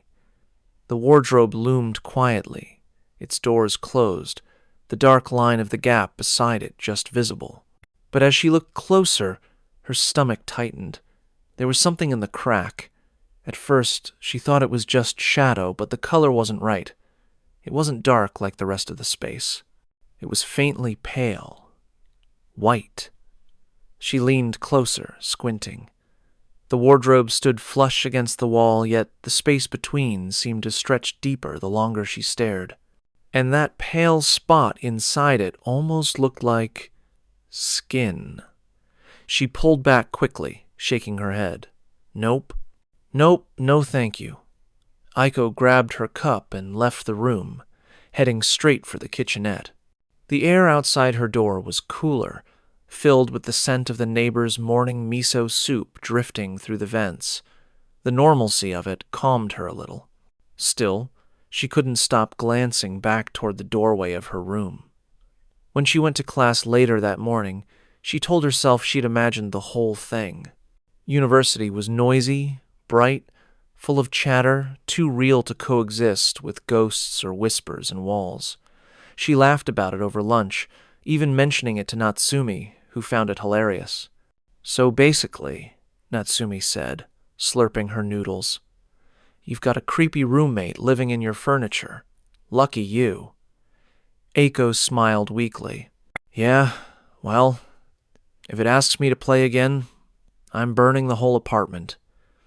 "Or move in with me," Natsumi said. "No weird gaps in my place." By the time Aiko walked home that evening, she'd almost convinced herself it had been her imagination. Almost. The hallway outside her apartment was dim again, the flickering bulb at the far end casting weak light through the shadows. Her footsteps echoed, softly as she unlocked her door. Inside, the air felt still. She turned on the light, kicked off her shoes, and set her bag down. The hum of the fluorescent bulb filled the silence. The wardrobe stood exactly as she'd left it. Still, something about it made her uneasy. She forced herself to unpack a few boxes, turning up the radio to fill the quiet. Old pop songs crackled through the speakers, cheerful and tinny. but as she reached for a folded shirt, she froze. A soft, rhythmic tapping came from behind the wardrobe. Tap, tap, tap. 3 slow knocks. Then silence. Aiko's pulse quickened. She waited, straining to hear. Nothing. Just pipes, she whispered, forcing a shaky laugh. Old building. She turned up the radio a little louder and went back to unpacking. But a few minutes later, it came again. Tap, tap, tap. This time, closer. The sound didn't echo like it should have, if it were coming through the wall. It was right behind the wardrobe. She turned off the radio. The sudden quiet made the air feel heavy. "Hello?" she called softly. The room gave no reply. She stepped toward the wardrobe, her bare feet brushing against the tatami mat. The tapping had stopped, but she could still feel it somehow like a vibration in the floorboards, faint and slow, pulsing in rhythm with her heartbeat. She crouched beside the gap, hesitating. Her phone's flashlight beam trembled slightly as she pointed it toward the dark space. At first, there was only black, dust, the faint edge of the wall. Then, something shifted. It was quick, barely a flicker, but enough to make her breath catch. Something pale moved deep within the gap. She dropped the flashlight, its beam swinging wildly across the floor before settling back on the wall. She stared, frozen. Her skin prickled as she realized what she'd seen. An eye. Just one, perfectly still, perfectly round. It had been looking right at her, her heart hammered in her chest. No, that's impossible, she whispered, shaking her head. When she dared to look again, the gap was dark once more. Empty. Aiko scrambled backward, nearly tripping over her futon. Her phone buzzed suddenly in her hand, vibrating against her palm. She nearly dropped it again before realizing it was a message from Natsumi. "Hey, you home? Can't sleep. Want a call?"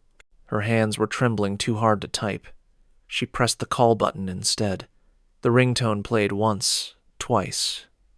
Then a click. A faint voice came through the speaker, but it wasn't Natsumi. "Do you want to play?" The call ended. The screen went dark. And from the shadowed space beside the wardrobe came a soft, breathy giggle. Aiko barely slept that night. Every time she shut her eyes, she saw that single, unblinking eye staring back at her from the darkness. The whisper on the phone replayed in her head like a broken lullaby. "Do you want to play?" When morning finally came, she didn't even bother unpacking the rest of her things. The apartment felt heavy, wrong somehow. The air seemed thicker near the wardrobe, as if it carried something invisible but alive. She threw on her jacket, grabbed her bag, and left without breakfast. By the time she reached her university, the city noise was almost comforting the buzz of students, the rumble of traffic, the distant sound of trains. For a few hours she convinced herself it had all been a dream brought on by exhaustion and moving stress. But deep down she knew better. At lunch, she met Natsumi again at the small cafe across from campus. "You look like hell," Natsumi said bluntly, eyeing the dark circles under her friend's eyes. "Please tell me you slept." Aiko forced a weak laugh. "Barely. My apartment's weird." Natsumi smirked. "You mean the ghost gap?" "Don't call it that." "What? You're the one who said something was looking back at you." "I didn't say that." Aiko lied quickly, but Natsumi leaned forward, lowering her voice. "You're serious, aren't you?" Aiko hesitated, then nodded. "Something's wrong with that place. I keep hearing things at night, and yesterday—" She lowered her voice even more. "I swear I saw something in that gap. An eye. Just staring." Natsumi frowned. "You should talk to the landlord. Maybe there's a hole in the wall or something. A rat, or—" "Rats don't whisper my name." The words hung in the air between them. Natsumi's teasing smile faded. "Okay," she said carefully. "That's not normal." Aiko looked down at her untouched coffee. "I thought it was a dream, but last night my phone rang. The voice on the other end sounded like a kid. It asked if I wanted to play." Natsumi was silent for a moment. Then she said, "You know that story, right? The girl in the gap?" Aiko blinked. "What story?" Natsumi looked uneasy now. "It's this old Japanese urban legend. When we were little, some kids at my school used to dare each other to peek between sliding doors or under floorboards. They said if you look long enough, you'll see an eye staring back. And if the girl asks you to play, you're already marked. If you say yes, she drags you into her world. But if you say nothing, what happens?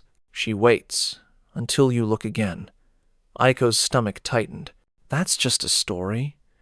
"Yeah, but you're not sleeping. You're hearing voices, and your phone's haunted, so maybe don't test it," Natsumi said, half joking but clearly unsettled. They finished lunch in uneasy silence. When Aiko returned home that evening, the hallway outside her apartment felt colder. The fluorescent light above her door flickered as she inserted the key. Inside, the air was stale. The faint scent of mildew lingered near the wardrobe. The gap looked the same. Narrow, dark, harmless. She left all the lights on this time, even the bathroom light. Still, as the night wore on, the apartment grew unbearably quiet. Around midnight, her phone buzzed again. This time it wasn't a call, it was a message. No sender, no number, just text. "I saw you." Her breath caught. She dropped the phone onto the futon. The message disappeared. The screen went black. Then came the sound again. Creak, slow and deliberate, as if someone inside the wardrobe was shifting their weight. Aiko stood up slowly, her pulse pounding. She grabbed her umbrella, the closest thing she could use as a weapon, and edged closer to the wardrobe. "Who's there?" Silence. Then, faintly, from deep within the crack, came a whisper. "You looked again." Aiko's knees went weak. The air temperature dropped sharply. She could see her own breath fogging in the light.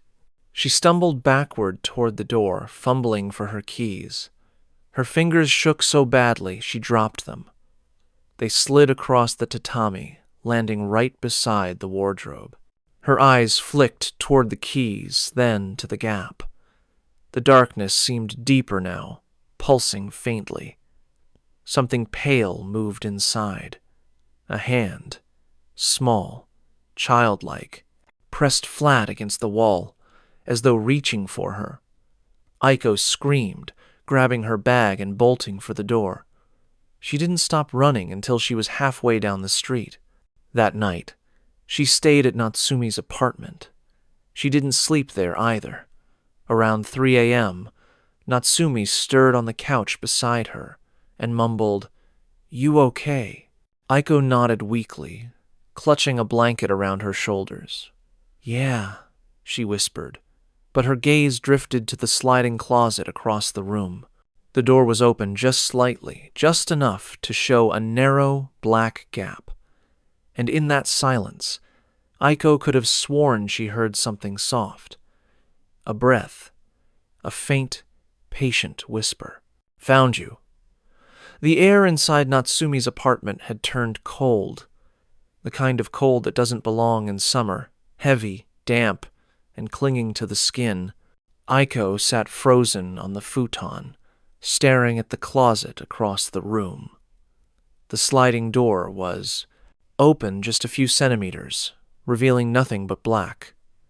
Yet she could feel it, that presence. The same one she'd left behind in her own apartment. Natsumi stirred, sitting up with a groggy sigh. "Aiko, what are you doing?" Aiko didn't move. "Don't you feel it?" Natsumi frowned. "Feel what?" "The cold. It's here." Natsumi rubbed her eyes, half asleep. It's just the AC, idiot. She grabbed the remote beside her pillow and pointed it at the unit above the window, but the digital display blinked back at her off. The air was moving, but the AC wasn't running. Natsumi lowered the remote slowly. That's weird. Aiko's voice trembled. It followed me. Natsumi forced a laugh, though it didn't sound genuine. You can't be serious. Spirits don't just... A sharp creak cut her off. Both women froze. The sound came from the closet. It was small, deliberate wood rubbing softly against wood, as if someone inside had shifted their weight. Natsumi stood slowly, clutching her blanket like a shield. Okay, maybe something fell in there. Aiko grabbed her wrist.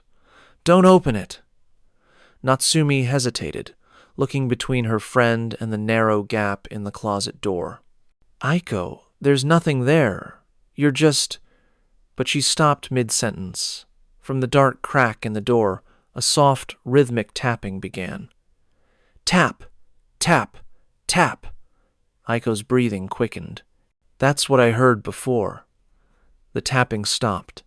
The silence that followed felt alive, pulsing in rhythm with their heartbeats. Then, a voice faint, high-pitched, and horribly familiar. Do you want to play? Natsumi stumbled backward, nearly tripping over the futon. What was that? Aiko didn't answer. She couldn't. Her eyes were fixed on the closet. Something pale was beginning to emerge through the gap, not stepping out, not crawling, but sliding forward, like liquid pushing through the cracks of reality itself. The shape of a face appeared first, small, delicate, childlike. A single eye, glossy and too large, blinked once. Then the corners of a mouth twitched upward into a faint, eerie smile. Natsumi screamed. Aiko grabbed her by the arm and pulled her toward the door. Go! But the door wouldn't open. The knob turned, but it was stuck as if something on the other side was holding it shut. Behind them, the voice came again, sing-song and almost playful. You looked for me, now I look for you. The lights flickered, casting the room in jerking shadows. Aiko pounded on the door, shouting for help, but her voice was swallowed by the heavy air. The walls seemed to tighten around them, the space itself shrinking. Then, a whisper not from the closet this time, but right behind her ear. Don't leave me. Aiko spun around, heart racing. For an instant, she saw something impossibly close. A pale face inches from hers, its eye wide and unblinking, its hair hanging like wet strands of ink. The image vanished as quickly as it appeared, replaced by an empty room and a swaying closet door. Natsumi had dropped to her knees, trembling. What does it want? She whispered. Aiko stared at the dark gap, her mind racing. It asked if I wanted to play, she said slowly. I never answered. Maybe it doesn't like being ignored. Natsumi looked at her in disbelief. You're not seriously thinking of talking to it? Aiko swallowed hard. What choice do we have? Before Natsumi could respond, the air pressure in the room shifted a deep, sucking sensation that made their ears pop.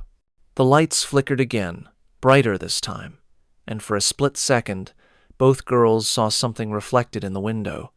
Two figures standing side by side. One was them. The other was a small, shadowed shape between them, smiling. The reflection shattered. The bulb overhead exploded, plunging the room into darkness. Natsumi screamed again, clutching Aiko's arm. It's right next to us. I can feel it. Aiko's voice shook. We can't see it. Don't look into the dark. That's how it gets you. But it was too late. From the pitch-black space between them and the door, a hand reached out small, colorless, trembling like static. Its fingers brushed Aiko's ankle. The touch was ice cold. The voice came one last time, soft, pleading, almost human. Please, don't go. And then everything stopped. The cold vanished. The pressure lifted. When Aiko dared to open her eyes, the room was empty. The door hung slightly open, the closet silent. Natsumi was shaking, staring wide-eyed at the spot where the hand had appeared. "What just happened?" she whispered. Aiko didn't answer. She stood slowly, stepping toward the closet. The air smelled faintly of dust, and old wood, nothing else. But when she crouched to peer into the narrow gap, her reflection in the mirrored door blinked a second too late. The morning light barely touched the room. The curtains swayed gently, and yet the air inside felt unmoved, as if the world outside no longer applied to the space they were in. Aiko and Natsumi sat huddled together on the couch, both pale and silent. The broken light bulb still dangled from the ceiling like a dead thing, and the smell of burnt dust lingered in the air. Neither of them had spoken since the power had gone out hours earlier. Finally, Natsumi broke the silence. "We need to leave." Aiko nodded faintly. "We can't." "Why not?" Aiko hesitated. "Because it knows where we are now. It's not tied to the gap. It's tied to me." Natsumi stared at her, shaking her head. "That's insane, Aiko." Aiko's voice was flat. So is watching something crawl out of a wall. The silence stretched again. Eventually, Natsumi stood, running both hands through her hair. "Fine. Then we'll get help. Maybe a priest or something. My grandmother knows a shrine in Chofu." Aiko's phone buzzed on the low table. Both of them froze. The screen lit up. Unknown number. Aiko hesitated, then picked it up. Her thumb hovered over the answer button. Natsumi grabbed her wrist. "Don't!" Aiko swallowed. "What if it's someone real this time?" The call ended before she could decide. A second later, a message appeared. "Look behind you!" Aiko's breath hitched. Slowly, she turned toward the dark closet. The door was half open again. She stood quickly, her pulse hammering. "I thought you closed it." Natsumi shook her head. "I did." Aiko stepped closer. Her voice trembled. "It's not trying to scare us anymore. It's showing me something." Natsumi's face twisted with fear. "Aiko, stop. Don't go near it." But Aiko wasn't listening. She crouched in front of the closet, peering at the thin black line of the gap between the wall and the sliding door. The smell of dust and old wood hit her again, but beneath it was something else, something faintly sweet, like wilted flowers. She leaned in closer. The air near the gap felt colder, and then she heard it. Soft sobbing, faint and childlike, coming from deep inside. Natsumi took a step forward. "Do you hear that?" Aiko nodded slowly. "She's crying." The sobbing grew clearer, accompanied by the faint sound of scratching, like fingernails brushing against wood. "She's not trying to hurt us," Aiko whispered. "She's trapped." Natsumi's voice cracked. "Aiko, you don't know that." Aiko turned to her, eyes wide. "What if she's stuck between here and wherever that place is? What if she doesn't want to be there?" "You don't help ghosts, Aiko," Natsumi shouted, panic bleeding into her voice. "You run from them!" But Aiko was already sliding the door open. The sound stopped instantly. A cold draft poured out of the gap, smelling like damp earth and something faintly metallic. Aiko peered into the narrow space and gasped. There was a shape behind the wardrobe. At first, it looked like a trick of the shadows, but as her eyes adjusted, she saw it clearly. A small figure crouched against the wall, head bowed, long dark hair falling over its face. Its body was pale and thin, twisted as though it didn't fit in the narrow space it occupied. The girl's shoulders trembled once, and she lifted her head. Aiko staggered back. The girl's face was identical to hers. Natsumi screamed. The figure smiled faintly, eyes hollow. Her lips moved soundlessly, but Aiko heard the voice in her mind. "Thank you for finding me." The air around them warped. The closet door shuddered violently, slamming shut on its own. The sound echoed through the apartment like thunder. Natsumi pulled Aiko backward. "We're leaving now." But Aiko didn't move. She stared at the closed door, her voice trembling. "It's me. That's why she came. She's not a ghost, she's a reflection." "What are you talking about?" Aiko turned to her friend, her expression distant. "There's a story I read once about mirrors and gaps. They said reflections aren't copies. They're versions of us that never crossed over. Things that exist just beside our world, waiting for a door to open."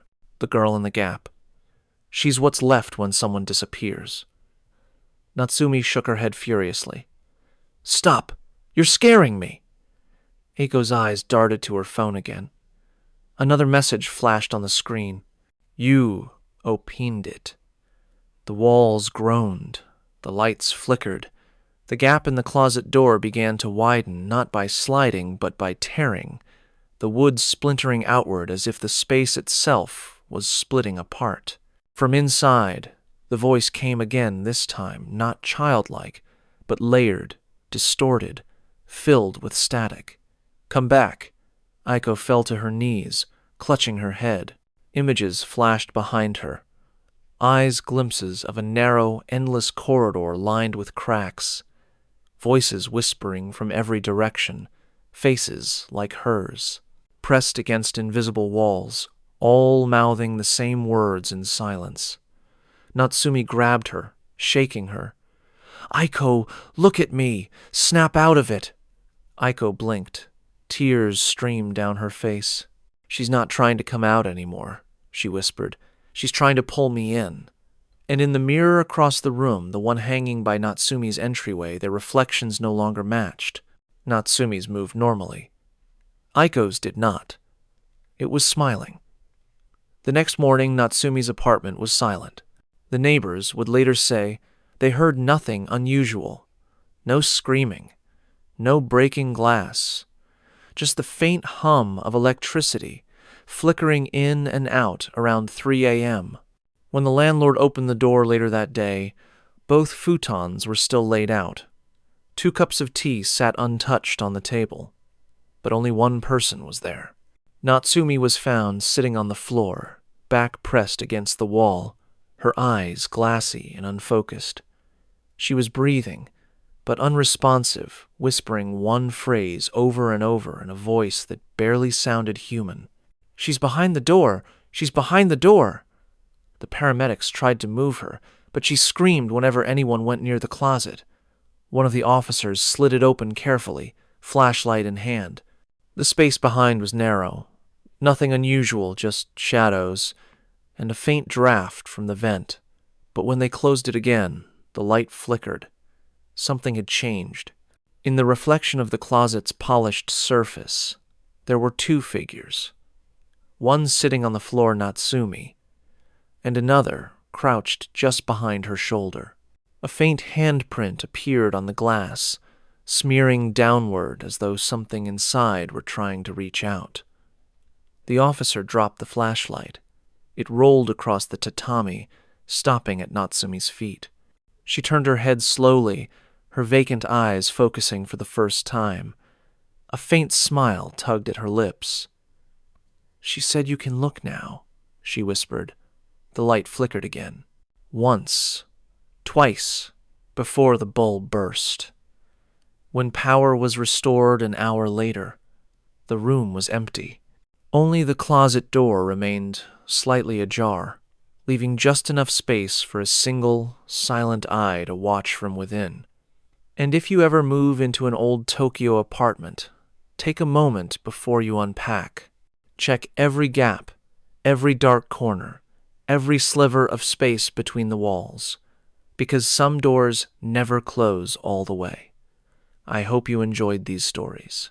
Tomorrow we will be uploading another terrifying story. Feel free to subscribe and put on your notifications to never miss another scary video. I upload almost every day. Wish you all the best.